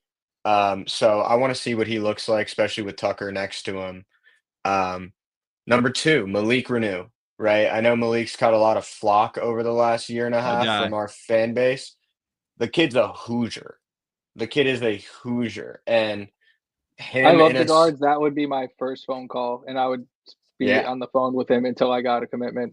It would also make him the only senior besides Tucker DeVries on the roster. Yeah, exactly. He's been at IU for 3 years. He saw the Trace teams. He saw the teams that struggled. He's played with good players. He's played with bad players. I think seeing him in a new system would also be refreshing just to see how they utilize him, right? Like, because if Malik can play some 5, maybe he gets some new coaching, just even rebounding, right? He's never going to be able to guard the 5. But if he can rebound with a 5 or at that close to that college 5 level, along with being able to see the double, just a tiny bit better. I mean, that kid's he's a floor raiser and he's a guaranteed 12 points a game at minimum. So Malik's number 2 in tier 1. And then number 3 is one of the incoming guys. It's Trent Sisley. The kid has been an absolute dog this year at Montverde. It was the best decision that I've seen a college kid make or a high school kid make in terms of transfers in a while. And he's gotten better at shooting the three. He's gotten better at defending. He's blocking shots. He looks versatile. It's I really like this kid, so I hope there's a priority of keeping him in Bloomington. I'm sure there is. Like I'm I sure, will I you will know. say he responded to the, Yeah. like, welcome Coach DeVries graphic, like, locked in or something like that, so I think it's pretty safe to say, and they also got a verbal commit from Haroon is it Yeah, Zorno? Zerno. Zorno Zerno. said he's coming regardless. He said, I'm Yeah, riding for Bloomington regardless." exactly. How could you Love it. not? I love AMF, that guy. bro. Waterlongs. I feel you, Zerno. I feel you, brother. He's 20, No, bro. Trent, I mean, I don't even think it's a question if those guys wanna come. It's more just like, would DeVries have his own plan in mind? But obviously, with there being so many spots open, I'm sure that, like, guys that are four-star recruits on Montverde that already wanna come to IU aren't gonna get told to leave. I'm Yeah, assuming. he's not. I'm He's assuming. coming. He's come. Both those freshmen are coming because you get a freshman on campus, like clearly talented guy, got the Indiana offer. Now it's your guy. All of a sudden, that's your freshman. You're going to be with him for 4 Yeah, years. Like that, he's a exactly. talented guy. Like you want to work with that. Obviously, if it doesn't work out, got the portal, but you're going to give him a shot his freshman year. I think that's what any good coach would do. Yeah, which is I why feel you. I'm pretty heavily like those 2 Indiana commits and those 3 West Virginia commits are going to be our like little core Of building freshmen. blocks for the future, which I is really like it. exciting. Tier 1A, right? 1A because it's gonna be controversial for some, but, if Mbako is staying in college ball, which right now I assume he is, but, Oh, you he never is. know. Oh, he's staying in college Well, you ball. He never better. know with some of these guys. Some of these guys, like, hate college so much they'll go get undrafted and just grind it Yeah. out in the G League. But assuming Mbako is staying in college ball, you know, he's he's too talented. You saw it. You've seen it No, time and time again. no, He's too I'm with you, talented. Pundit. Speak. no, If But I was the dude from no. Around the Horn, RIP Around the Horn, I would be doing the up arrows right the up now. arrow, Dude, dude, God, dude, that'd No. be a good show. That'd be a good like YouTube show, Yeah, they honestly. should put a show like that on ESPN, huh? No, Yeah, who would sorry. have Go thought? ahead. No, The one, Mbako's too talented. He's a bucket. He can shoot the rock. He had too many lapses. He obviously has red flags in his game for sure. Rebounding, defense, just staying passing, in a dribbling. game, staying in a game, right? But like, kind of like Rice, when you saw him at his most attentiveness and best and aggressive, he's going to the rim, finishing with two hands. He's spotting up for open threes. He's taking those little middies. Like, the kid's got an offensive bag to him that no one else on the team has. So, I put him 100%. That's below, also part of the like frustration of watching him is that, like, you see those exactly. moments and you're like, holy shit, that kid looks literally like, I don't know, like pick your Yeah, favorite 6'8" wing scorer in the NBA. And then there are just the plays like stretches where it's Carmelo. like, yeah, Yeah. he does. He He's does play a awesome. lot. Like I was gonna say Melo, but I didn't want to go there. But he's a Jersey kid, and it's all that. He plays like Melo is mom. the reason he committed in the first place. Yeah, I'd be Yeah. surprised to see him stay with that being said.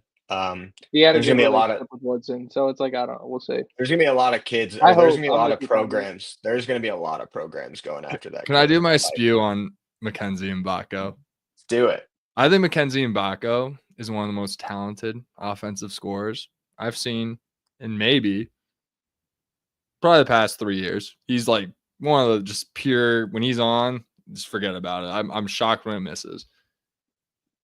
Everything else about his game is net negative. His decision making when passing the ball, his dribbling ability, his defense, his rebound. I remember I saw him box out one time, and I was like, "Man, if he does that, he might be valuable enough Yeah, for you like texted to us win and you were championship." like, "Oh my god, he boxed out." I was like, "All The right, the relax." one the one game we did not start in Baco, and he only played 8 minutes.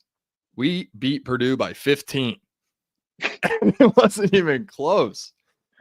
It's just, and it was just so obvious to me that the reason why that was happening is because you don't have traffic cone Mbako out there. And as I'm not trying to like tear down the kid, I think he's super talented. And I think it's funny because like toward the end of the year, like he was figuring it out a little bit on the defensive end. He really was. And like he was trying at least, and he was making less mistakes than he normally does. Like you could see the intensity at least was there, which is great to see because most of the year it's just like his hands are down. He's like flat footed, standing around, like not even in like position to like help at all or like be on his guy. Like he's just in no man's land a lot of the times. And it's just very frustrating to watch when he's so goddamn talented on offense. It's like you can't even play the kid. Like there's a lot of coaches out there that wouldn't play him.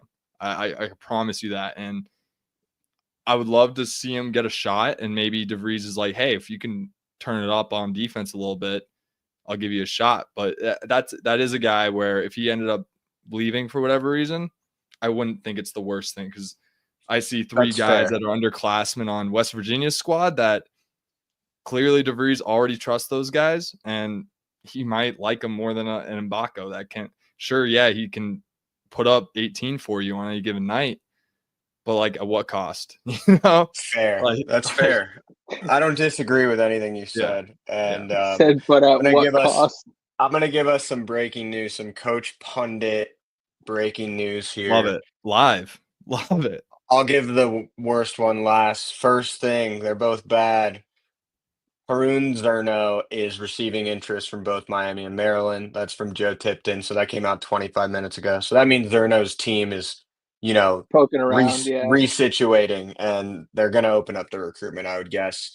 And the second thing being 10 times worse, opening up Twitter, seeing the first tweet from Malik A. Renew that he will be entering the portal. No. It's okay. It's okay. No, it's okay because it's it would be irresponsible of them to not at least see what's out there. But but most kids say that they're still considering the school that they're entering the portal from. This was not. Also, he called it the University of Indiana, which is like Malik.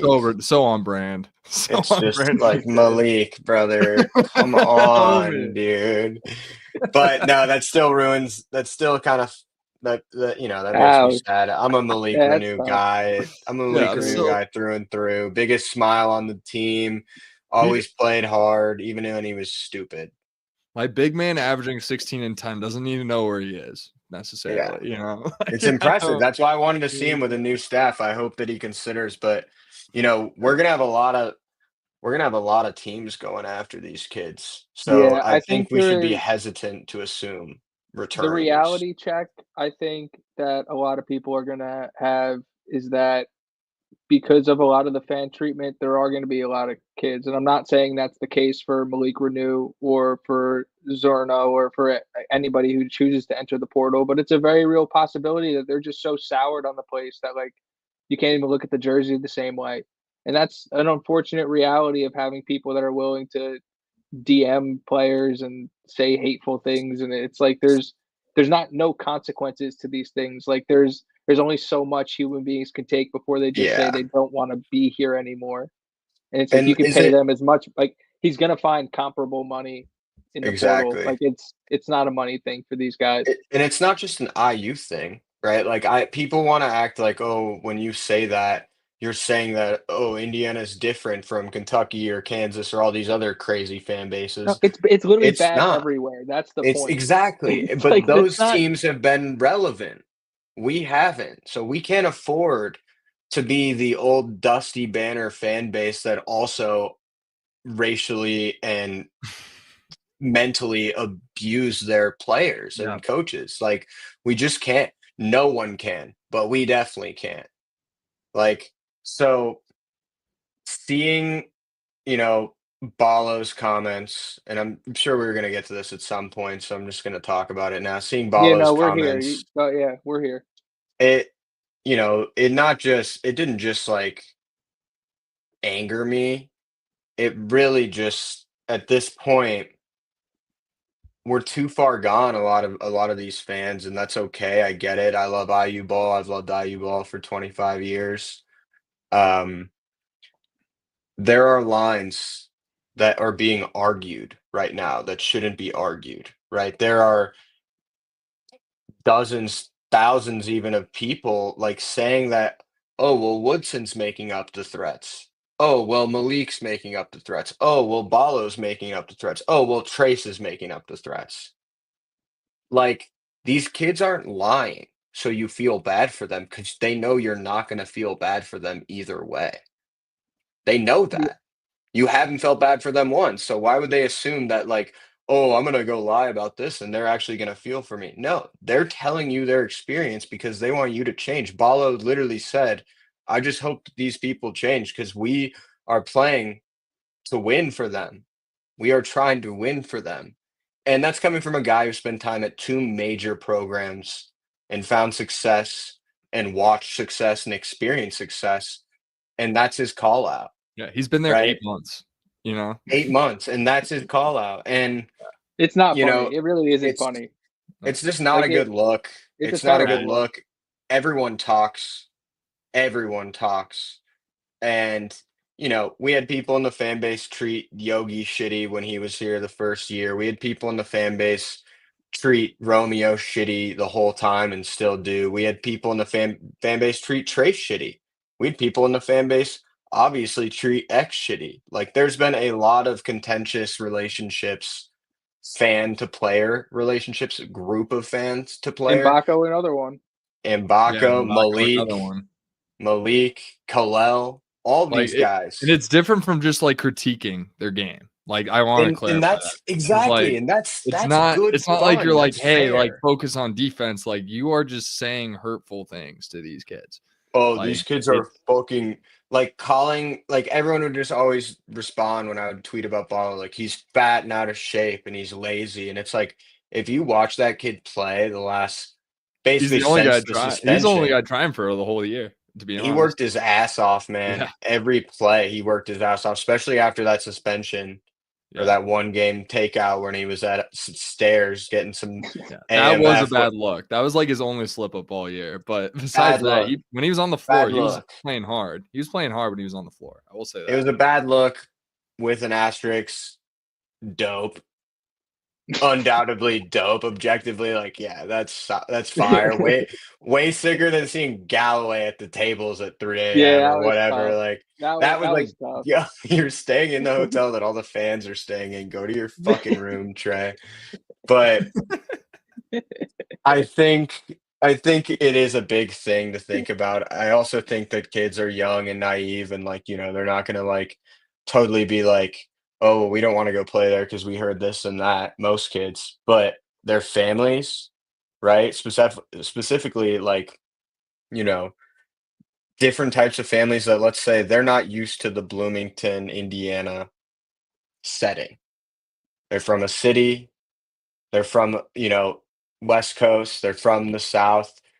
And Bloomington isn't what you think it is if you're not, like, familiar with it, right? You're like, "Oh, it's in the middle of Indiana, like, how It's so different hard could to it be?" describe to people. It's so hard. But it's like a true, like, beacon of light in a city or in a state of darkness, and that's coming from someone who has a bunch of family in Indiana, lived in Indiana, okay, but, I call Bloomington is Bloomington an different. oasis.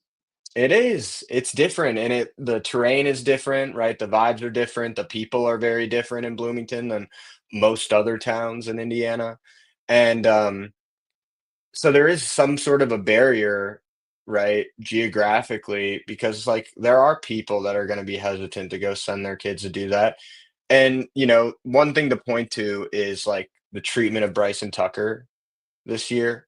Obviously, like I even got frustrated with the kid because his dad was too involved allegedly and said Mm. something to Woody, and Woody said, "Yeah, grab some pine,"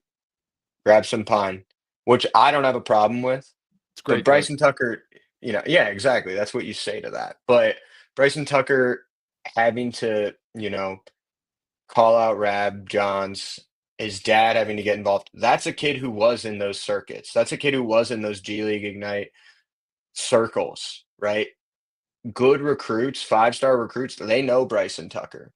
And if Bryson Tucker happens to leave Bloomington and his whole story is, yeah, my 8 months in Bloomington are my coach receiving death threats than getting fired in the middle of the season, but being forced to coach out the remainder of the season while the fans still shit on him.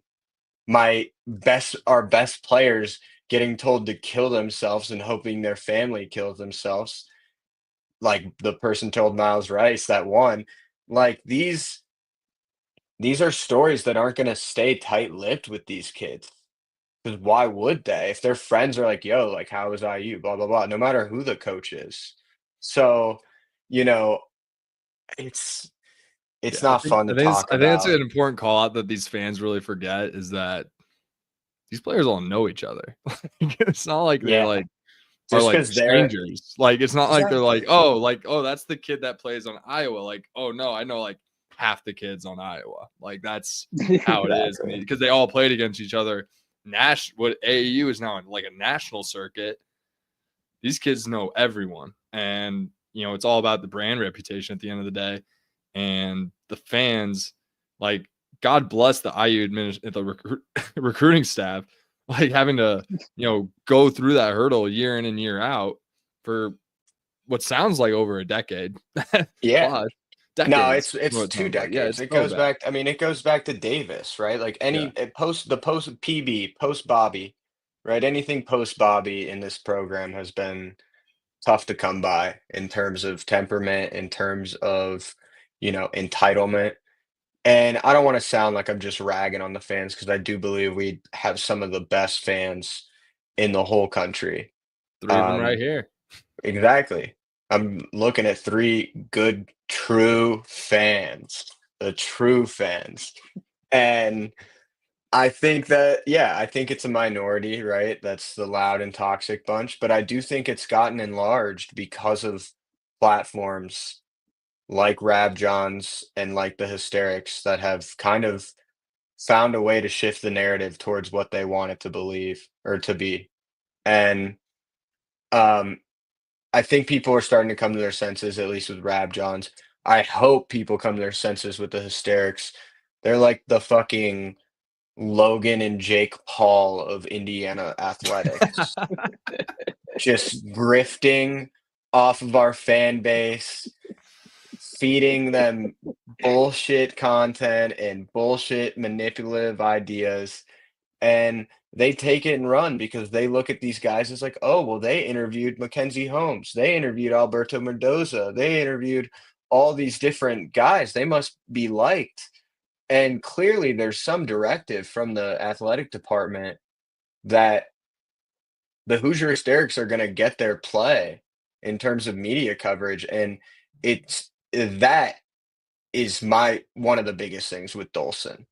You got to lock this shit up. You gotta lock this shit up. I know Ant Wright said it on I his saw live that. with He went with like that was he hilarious. went in for real for like and he actually was like saying it preaching, like not bro. in text anymore. Like he And got that's a guy who has nothing to do with the with Indiana Indiana. program. Yeah. That's an outsider perspective who, oh, by the way, played under John Beilein at Michigan, has been in the Big Ten, grew up in the DMV, went to Oak Hill, right? Like that's a dude who's Yeah. been in basketball circles his whole entire life in the Big Ten for the better part of 20 years. And that's his take. Something so animated as that, like it Something so says something. niche within the Indiana program too. Like if you're outside the Indiana program, you shouldn't really know who those guys are yet.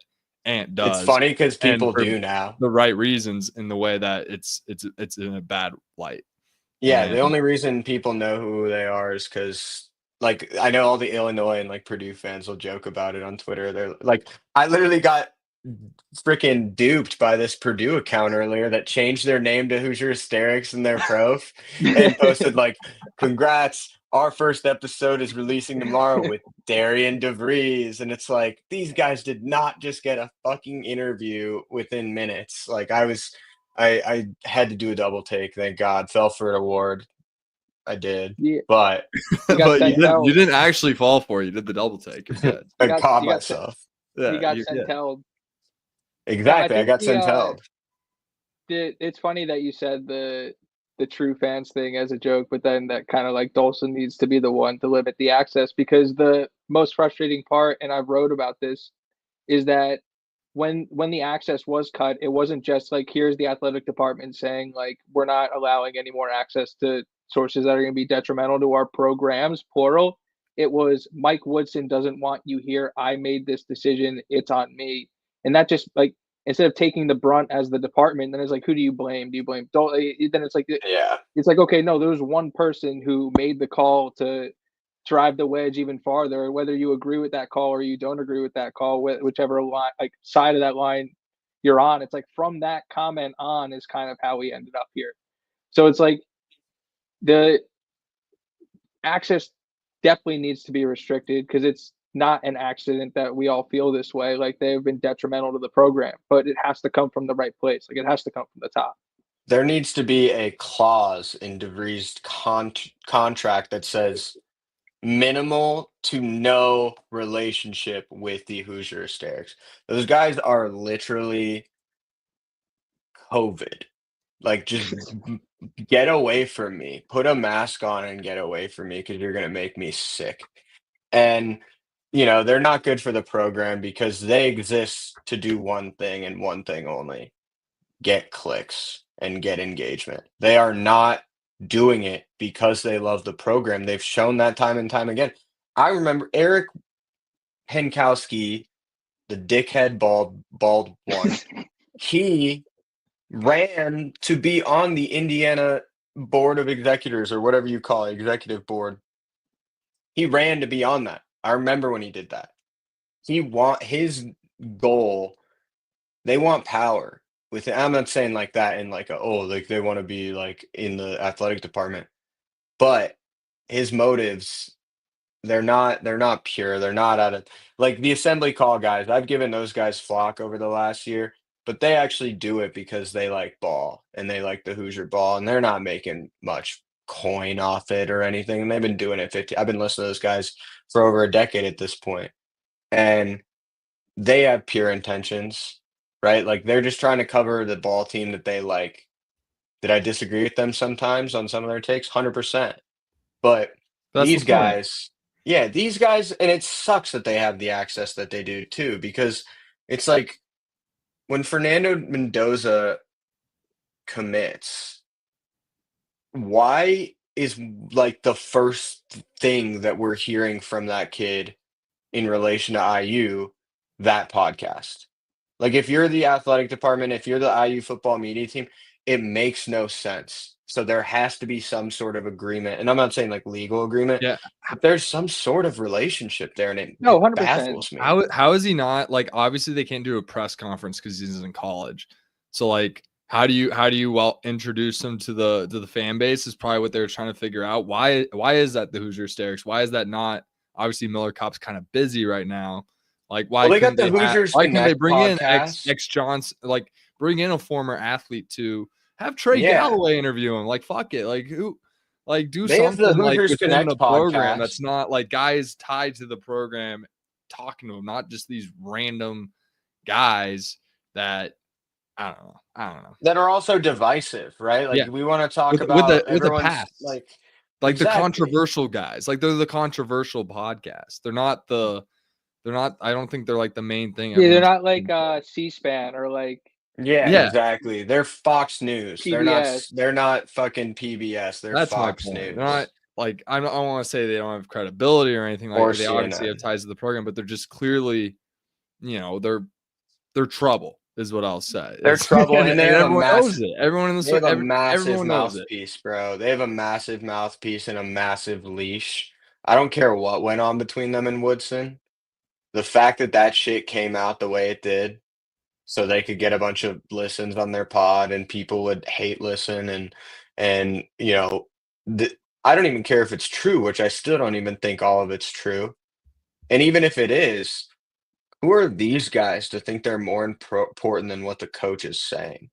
Like, is that not a big tell to the fact that they had an in-season argument with our coach, and then he literally wanted to tell them face to face to fuck off, and then they tried to spin that into a cowardly thing? It's like, hey, that's baller. That's one of the best things that Mike Woodson gave us, is the fact that he just big dick those guys, because they think they're part of the program.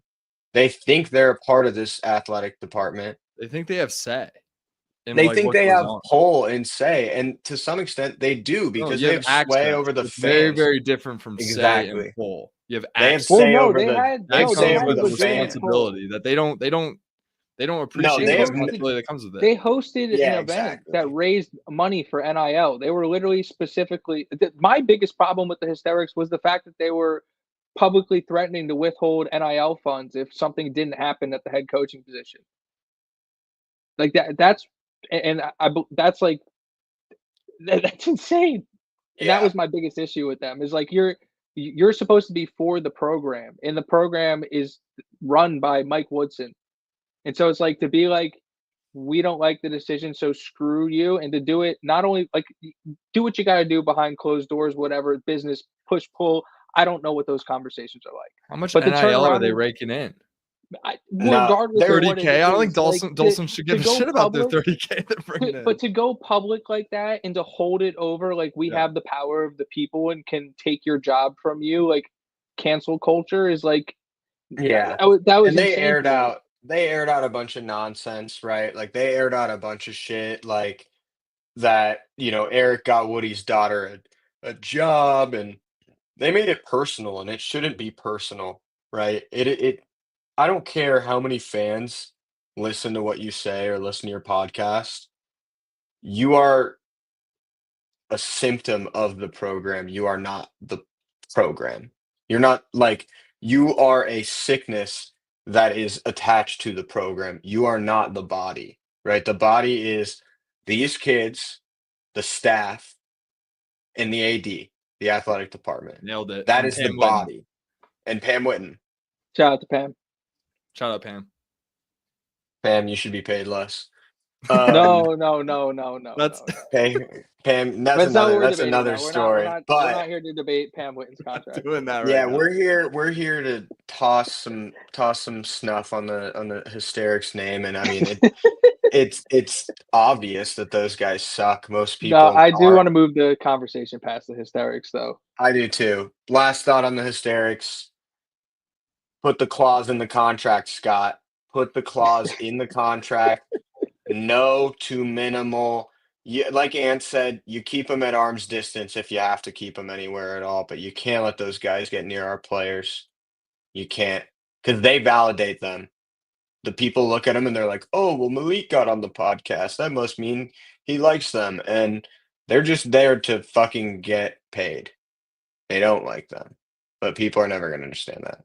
But moving on from the hysterics, what do you got next for us, Keys?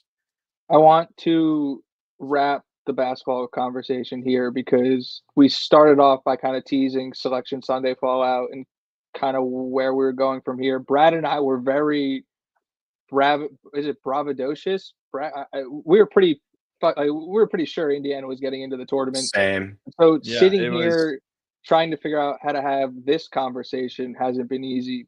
But we could start with Woodson. I want to end with Leal and Galloway. But just the Indiana legacies for those guys. Woodson first, and then Leal and Gallo. But yeah, I guess you guys go first. All right, I can go first. Starting with Mike Woodson. Coming from a guy who is a third generation Huey, like I said earlier, I knew who Mike Woodson was well before this hire, well before he coached the Knicks, even before he coached the Hawks, right? Like Mike Woodson was such a good player when he was at IU. Uh, you knew about him when you were 8 years old. People talked about him 30 years later. That's how good Mike Woodson was. Like he was like Trace level stature of good at IU, like 4 years averaging 20 points. he's on the Mount That's Rushmore.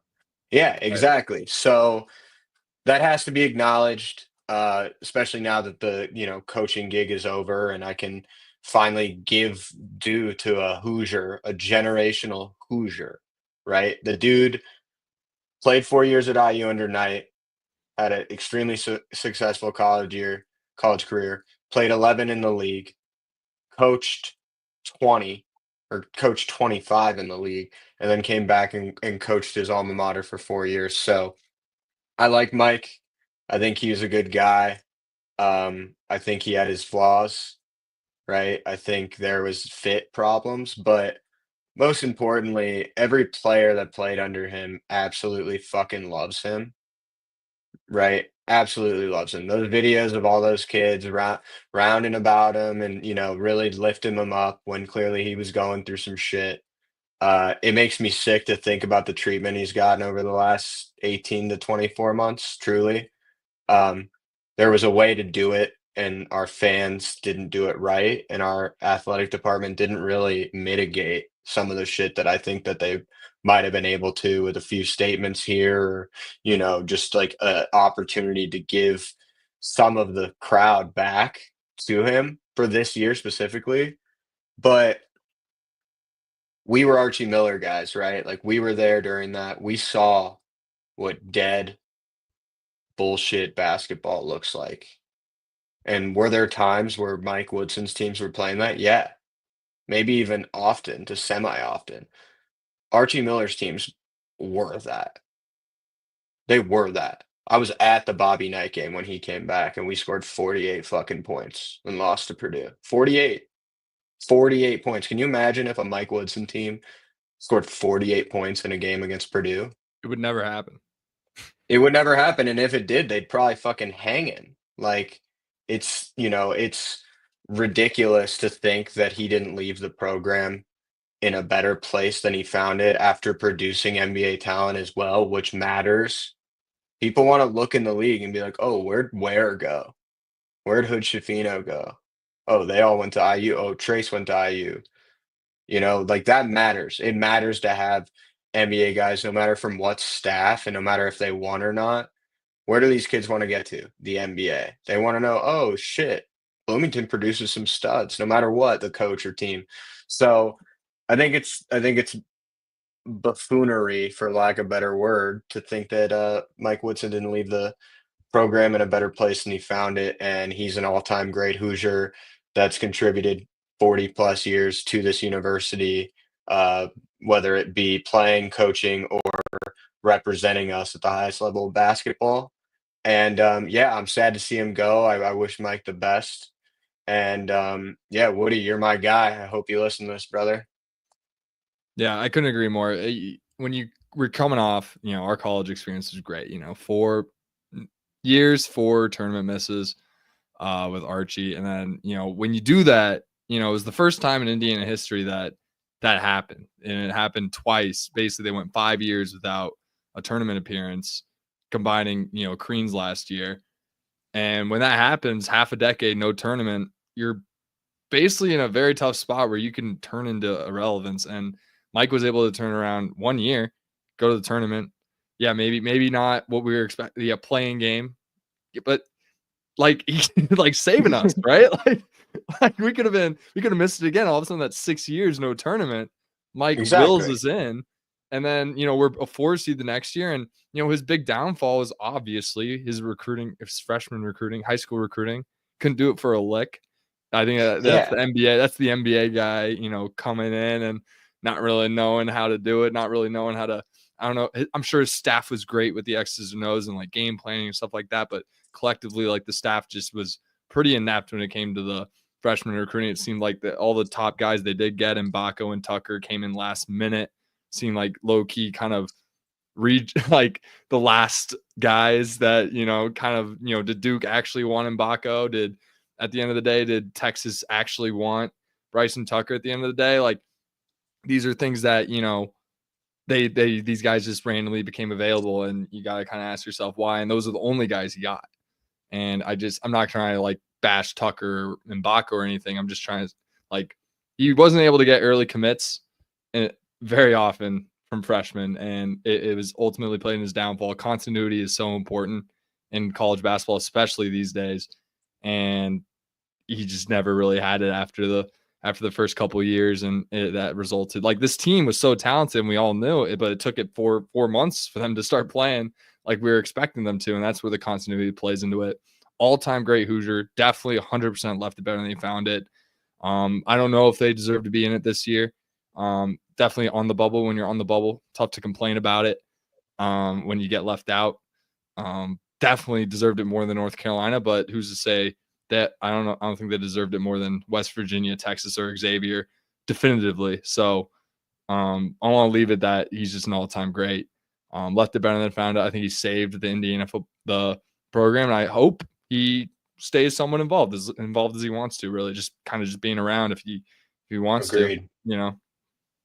Yeah, I think Agreed. you guys both hit the nail on the head. All-time great Hoosier. It hurts me that they weren't able to pull out maybe one or two more quad one wins and kind of force their way into this tournament, because then So many missed opportunities on the table. I know, but there would be no debate as to where it stands. Like, he did leave the program better than he found it, and yes, he wasn't able to recruit high school freshmen maybe to the level we wanted, but through the portal, the guy was needed. Level needed for sure. But through the portal, the guy was a monster, and he brought in some of the best portal classes in the country year after year.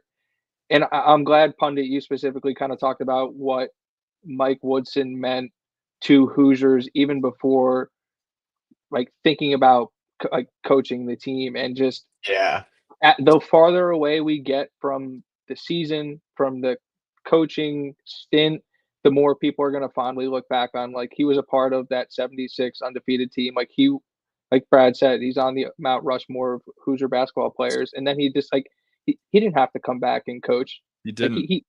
Like, he chose to come back. He chose to step into that fire, and he didn't bring Indiana all the way to where he said he was going to, but 5 straight tournament misses is a death sentence for most programs.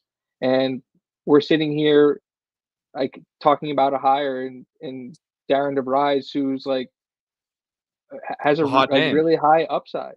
And it's like, that's kind of the guy you needed. It's like Woodson was never going to be that long-term solution. Like, Woodson was never going to coach 20 years at Indiana, but he was always the guy to get to the guy. You could argue you couldn't get DeVries right after Archie, like the DeVries type after Archie. You had to get the guy that can kind of right the ship a little bit, at least, like, hey, we can still win here.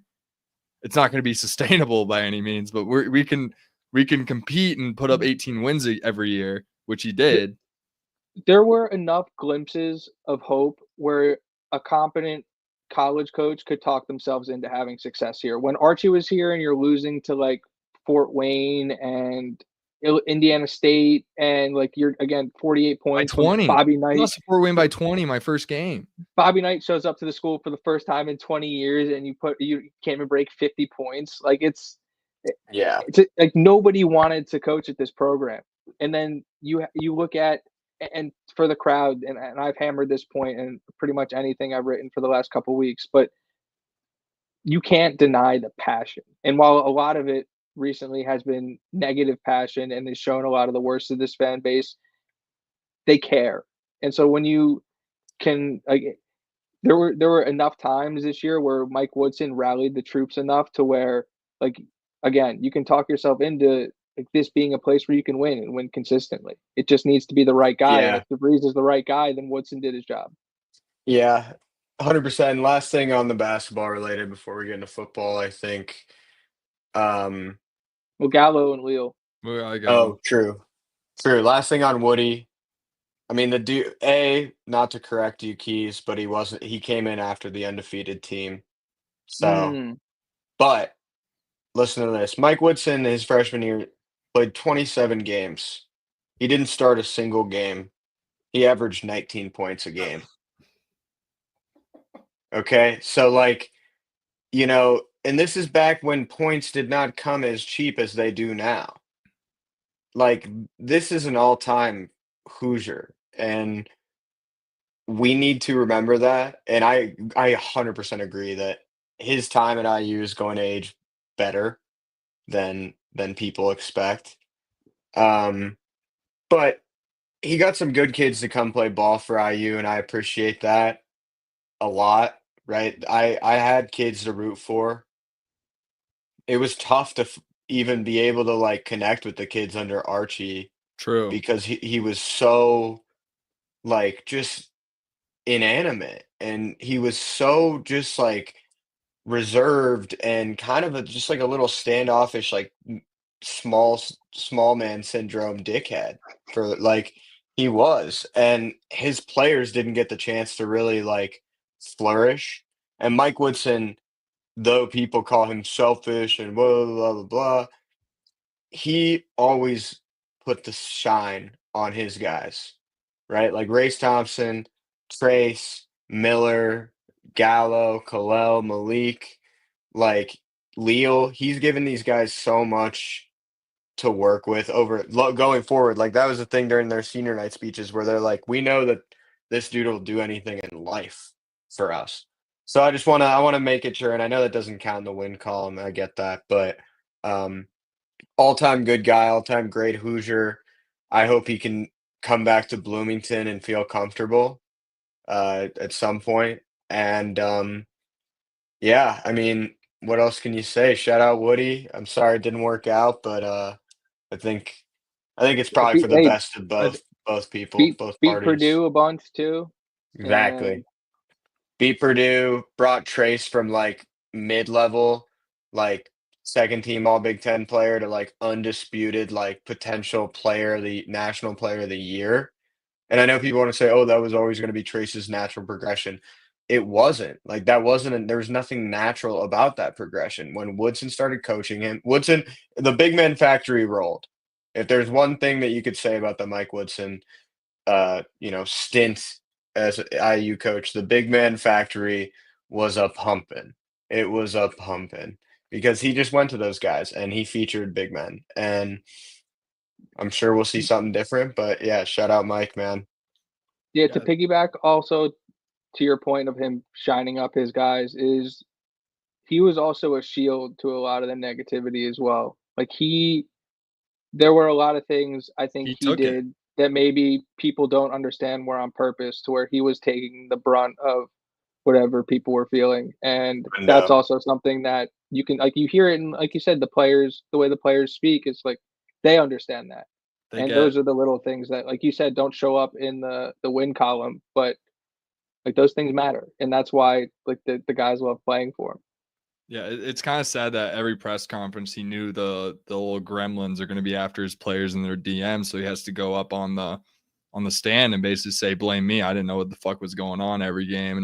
And then you have to wait till senior day for all the players to have his back and tell him, like, obviously any college coach that coached you for 4 years, 2 years, 1 year, it's gonna have your back for life, like they're all saying. But the fact that these kids had to go up there and like publicly defend him to like prove his worth is just like such a bad way to treat a legend. And I just hope people can lead by maybe our example and just really appreciate him for learn from it.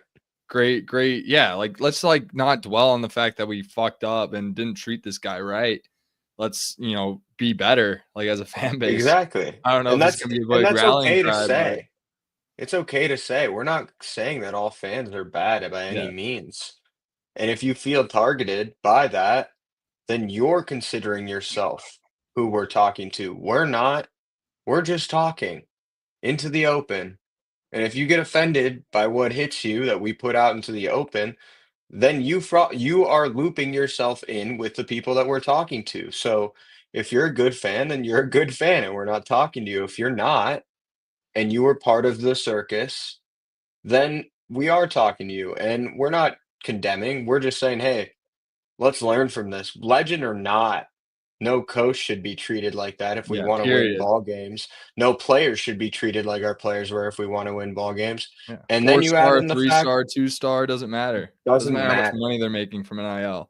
Also, great point, Goom. It doesn't matter how much money they're making for NIL.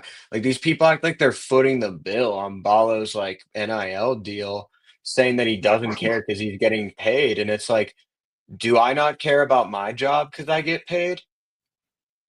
I have pride. Do you Most not care people, about your job because you're getting paid? Like the people yeah, saying it, like they must be losers. Like, oh They my must be god. losers. So, I hope we can learn how we treated Mike because I think it will age poorly, just like how we treated Crean at the end of his tenure, where it will age poorly, where things got very dicey and hasty and yeah, I mean, great career to Mike though. He put up with a lot of shit, like Trace's post said. He stood tall. He did. He stood tall. He ate some punches, especially these last few weeks, last few months. And the boys didn't quit on him. either, and I thought that was pretty indicative. No, they fought So for him, and that they that says a fought. lot. That says everything. They played Mhm. better ball, objectively better ball after the announcement, and that's not because they were excited for him to leave. I promise that. That's not it at all. No. But yeah, we Tony can get Leal, on to real quick. Trey. Tony. Tony, I want to do Tony Leal. I want to end with Trey. I'll start. I mean, what else is there to say? The kid earned every single piece of pride, Second. minutes. You know, he earned every single good word ever said about him by a Hoosier fan.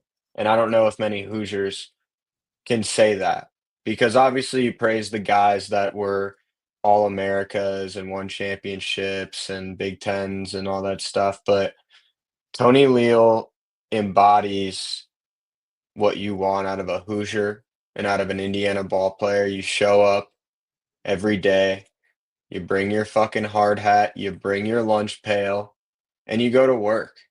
And that kid did that every single day of his career while being a Bloomington kid. He's never left Bloomington. He's 23 years old. He lives, breathes, and loves that university and that place and has since he was a child. I relate. And, you know, he finally got his due these last 2 years, specifically this year in tick and in minutes.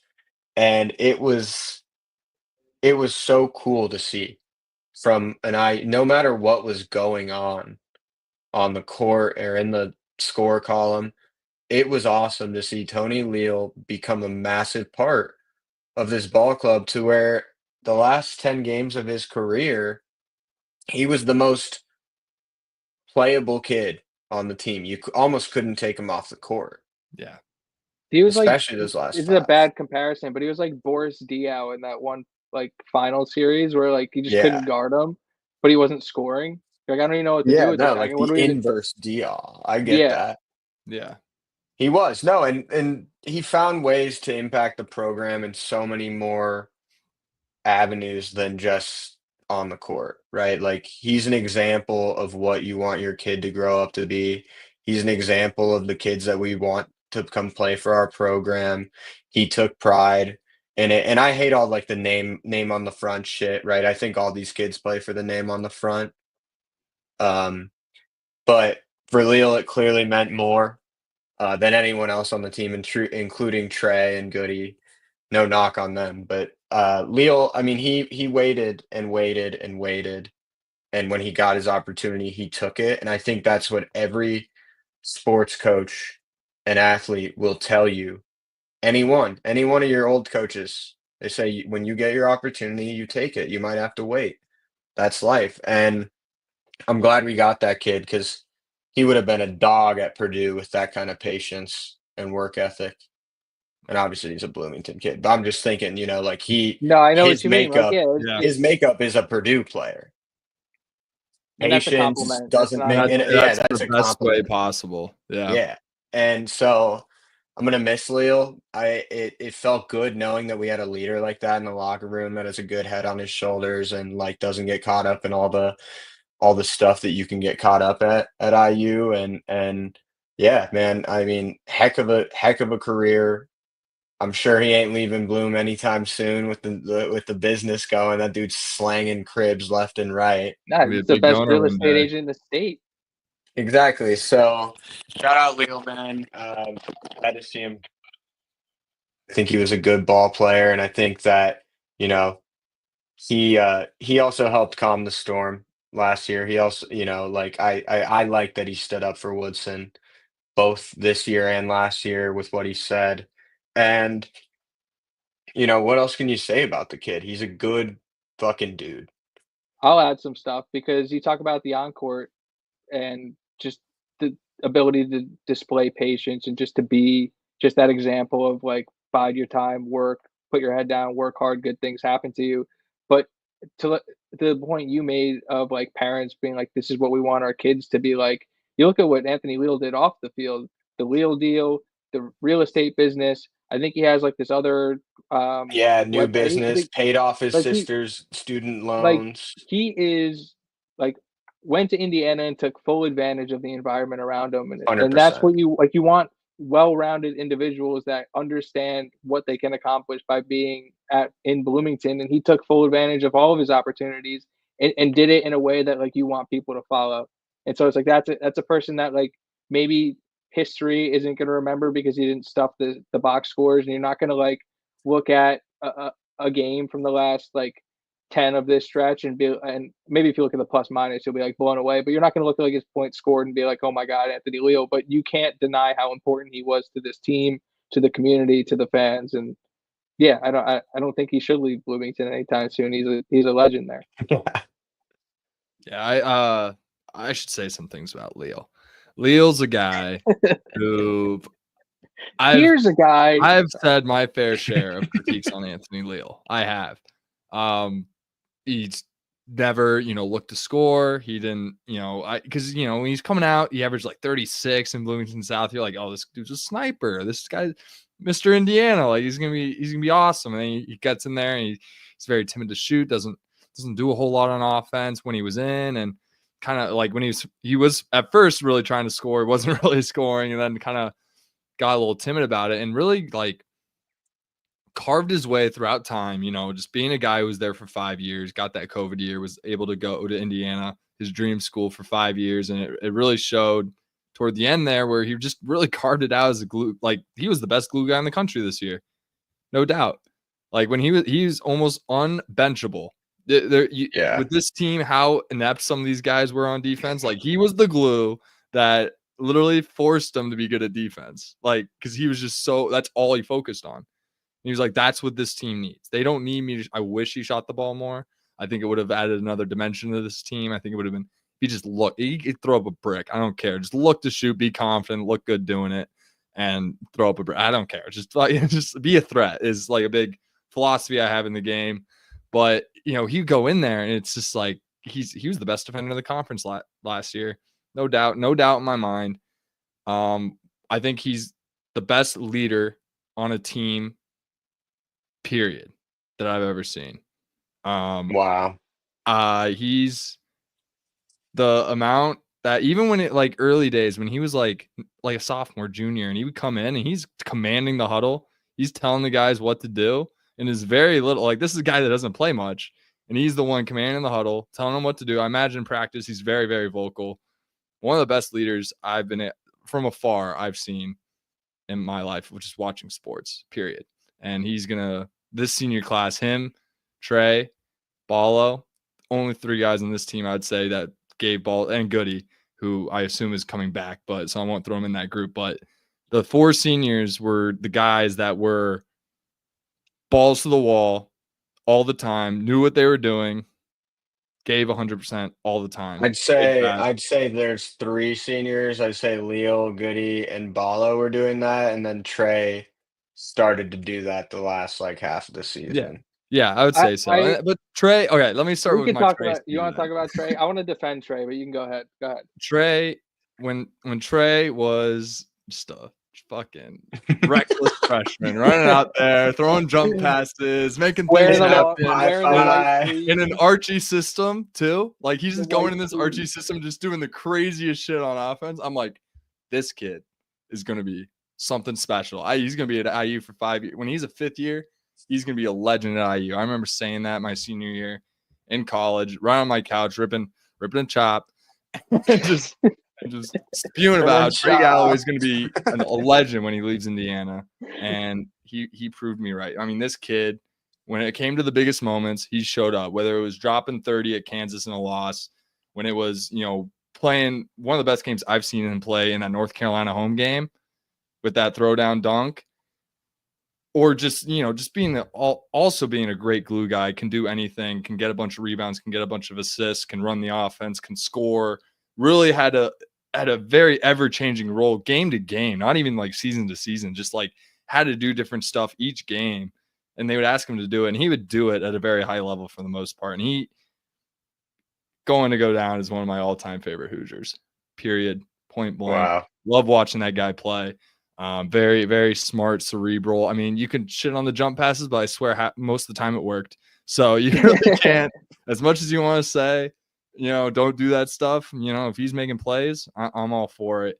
And sometimes you gotta be a little creative in the game. And he's one of my all-time favorite players to watch, just because I just think, I'm not going to say he played the game the right way and stuff like that. I think he didn't really play the game the right. I think it was kind of fun the way he played. He wasn't, this super yeah, he's got this herky jerky float game, and yeah, he has a very unique game. He can hit an open jumper, can sometimes shoot on the dribble given the day.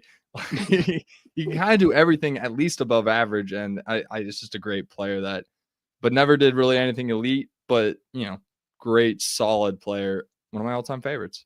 I would argue that, if you're going to look at Trey's career statistically, I think he's somewhere up there on the all-time assists list. He basically became the de facto point guard of this team halfway through the season, and that was one of the main catalysts as to why they ended up taking off. Also, to the point of maybe he didn't perform up to standard at the beginning of the year, what was his knee surgery? Yeah, 100%. He was at LG's with me on crutches during the summer. I wasn't expecting anything. I was expecting him to come off the bench and just be that, glue guy, comes in and does everything right, Yeah, I think that's totally a fair point. And I'll start with the frustrations I've had with Galloway over his 5-year tenure, so that also helps with him climbing up the record books. But you come in, you're getting an Indiana commit from a military academy, Culver Military Academy, that his dad coached. So I'm thinking minimum, we got a great fundamentals guy, right? Just a guy who Nope, does the fundamentals right. Couldn't be further from the truth, Yep, right? that's why I like him. A guy that'll have a good shot and he'll hit free throws. Nope, that's not Galloway's So game. fun. He's so fun. He is. And listen, had his ups and downs at IU. People forget in that JHS game at Purdue, Galloway was the second best player on the court that day. He hit a few big threes, big steal, kick out, gamer. And that's the word to describe Trey Galloway. But he didn't always show up in the biggest and brightest moments. There's 3 games this year that I could point to in a row where that dude's missing front ends of 1-and-1s down the stretch. 2 minutes left against Michigan, 3 minutes left against Maryland. And guess what? He made up for it, because the last 5 games he balled the fuck out. Last quarter of the Big Ten season, he balled out and he was aggressive, and it looked like a switch flipped in him for me. Even my dad goes, it looks like he's lost 15 pounds. And, I'm not going to say the kid's the hardest worker from what I've heard. I'm not going to say he was the, leader right off the court. Wasn't that either. But he was fun to watch. He cared, even if he was stupid, like most of these kids are and do. They do care, and they are stupid. They're fucking 19, 20 years old. But Gallo, the good parts of Gallo, man, creative, circus shot, get in the lane, probe, pick and roll with Kalel, lob, pick and roll with Balo, lob, pick and roll with Malik, find Malik on the roll. He gave us some great moments, man, over the years, and I'm so happy to see him go out. I wish he would have gotten a chance in the tournament the way he was playing, and they should have, but so happy to see him go out the way he did, which was hit a massive 3 on your senior night from 30 out when they're going under the screen on you, and to win the game, essentially. And he played really good in that Oregon game too. So shout out to Gallo for a good career at IU. Fun player, Icy Trey. Icy Trey to gang. That's the dude right there. I hope Trey's coming back to bloom. I'm sure he will be. You can't keep that beast out of Roy's. You've got to graduate from Pi Phi to Roy's now, but yeah, you can't keep him out of Roy's. But no, prototypical Indiana looking kid, not the prototypical Indiana playing kid. So it made it for an interesting ride, but nonetheless, I'm sad to see him go. Lifelong Hoosier, another one. super cool to, watch his growth too. That's always a cool thing that when you can get to watch someone in this era go from being an 18-year-old kid to essentially being a man. And, I think that's a lost thing in college sports now. And Watching these it kids was grow cool. up. Yeah, it was cool to see that with Leo and him. And yeah, I will miss Trey, but I won't. I'd be lying if I said that at some point I wasn't kind of over the Trey Galloway experience. It's hard because of the era of Indiana basketball that they're gonna be associated with. It's filled Yeah. with so much animosity that most fans are just gonna naturally look back on this time and just not feel much, but, that's Brad and I, our Hoosier ties aren't as strong as yours. We came in during the Archie era. 2017 was our freshman year, so it's for us, like Trey Galloway, for Hoosiers we've gotten to see play Yeah. as Hoosiers, He's that an guy's on Doesn't Mount get all-timer. better than Rushmore. Trey He's Galloway. Yeah, I get that's the that, best dude. guard I've ever watched in a Hoosier uniform Yeah. that stayed Most fun for player more I've than a ever year. seen wear the what?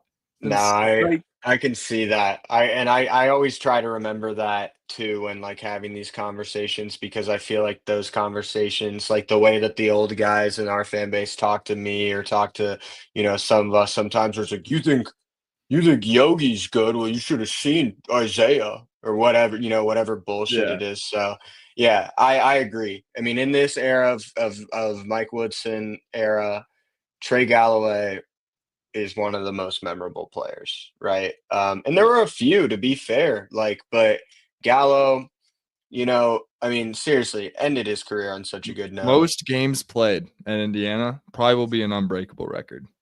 Yeah, 100%. Hopefully, it'll be an unbreakable record, unless Get COVID again. yeah, exactly. Unless we have a fucking Pandemic. influenza pandemic. But no, shout out Gallo. Yeah. Who's next? Or are those the two? I think those are the two that. All right, those are then the real two. quick, piggyback.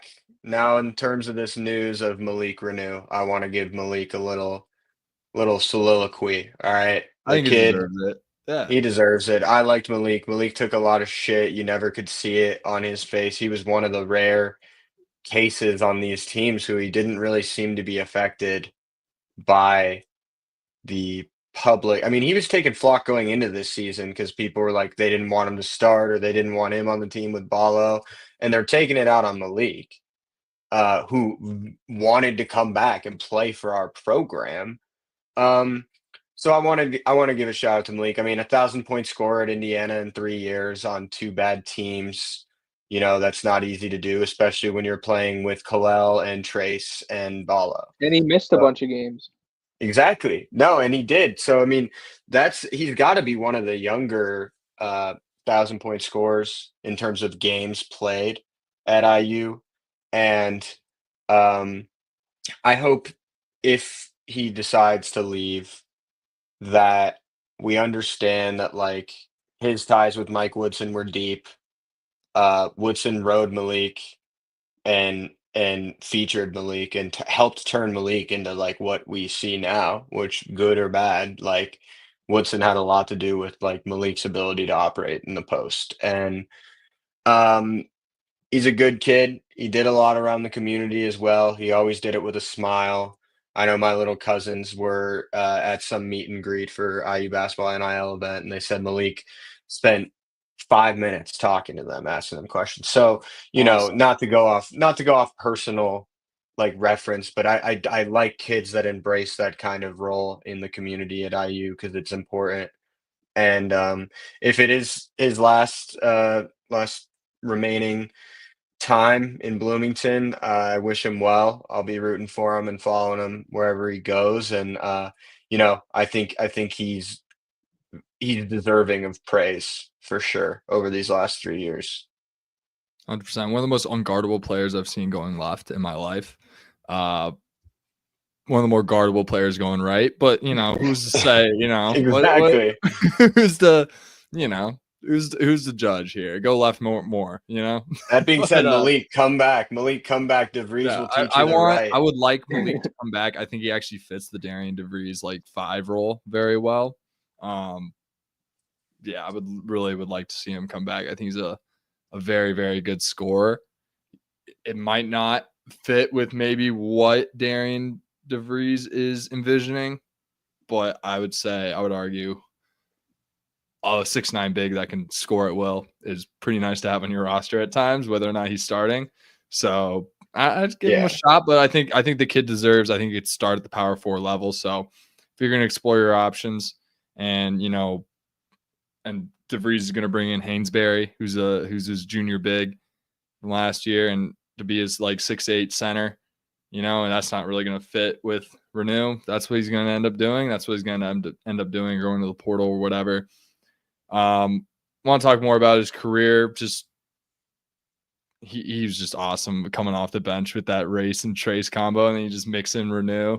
It's like this kid, you can't guard this kid. I mean, I got a lot of flack, made a lot of stupid errors, but man, that kid could score, and I'm wishing him the best for his career. So, yeah, I'm a huge fan of Malik.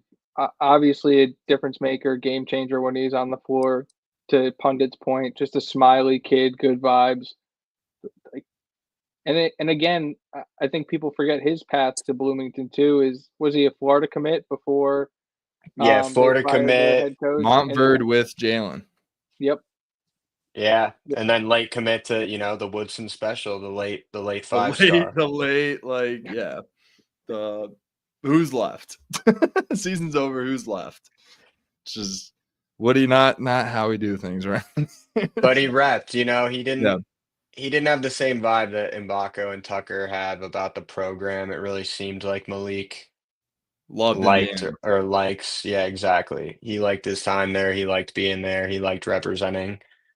Which is, at some point, that's all you can ask, is kids that play hard and kids that really want to be Hoosiers.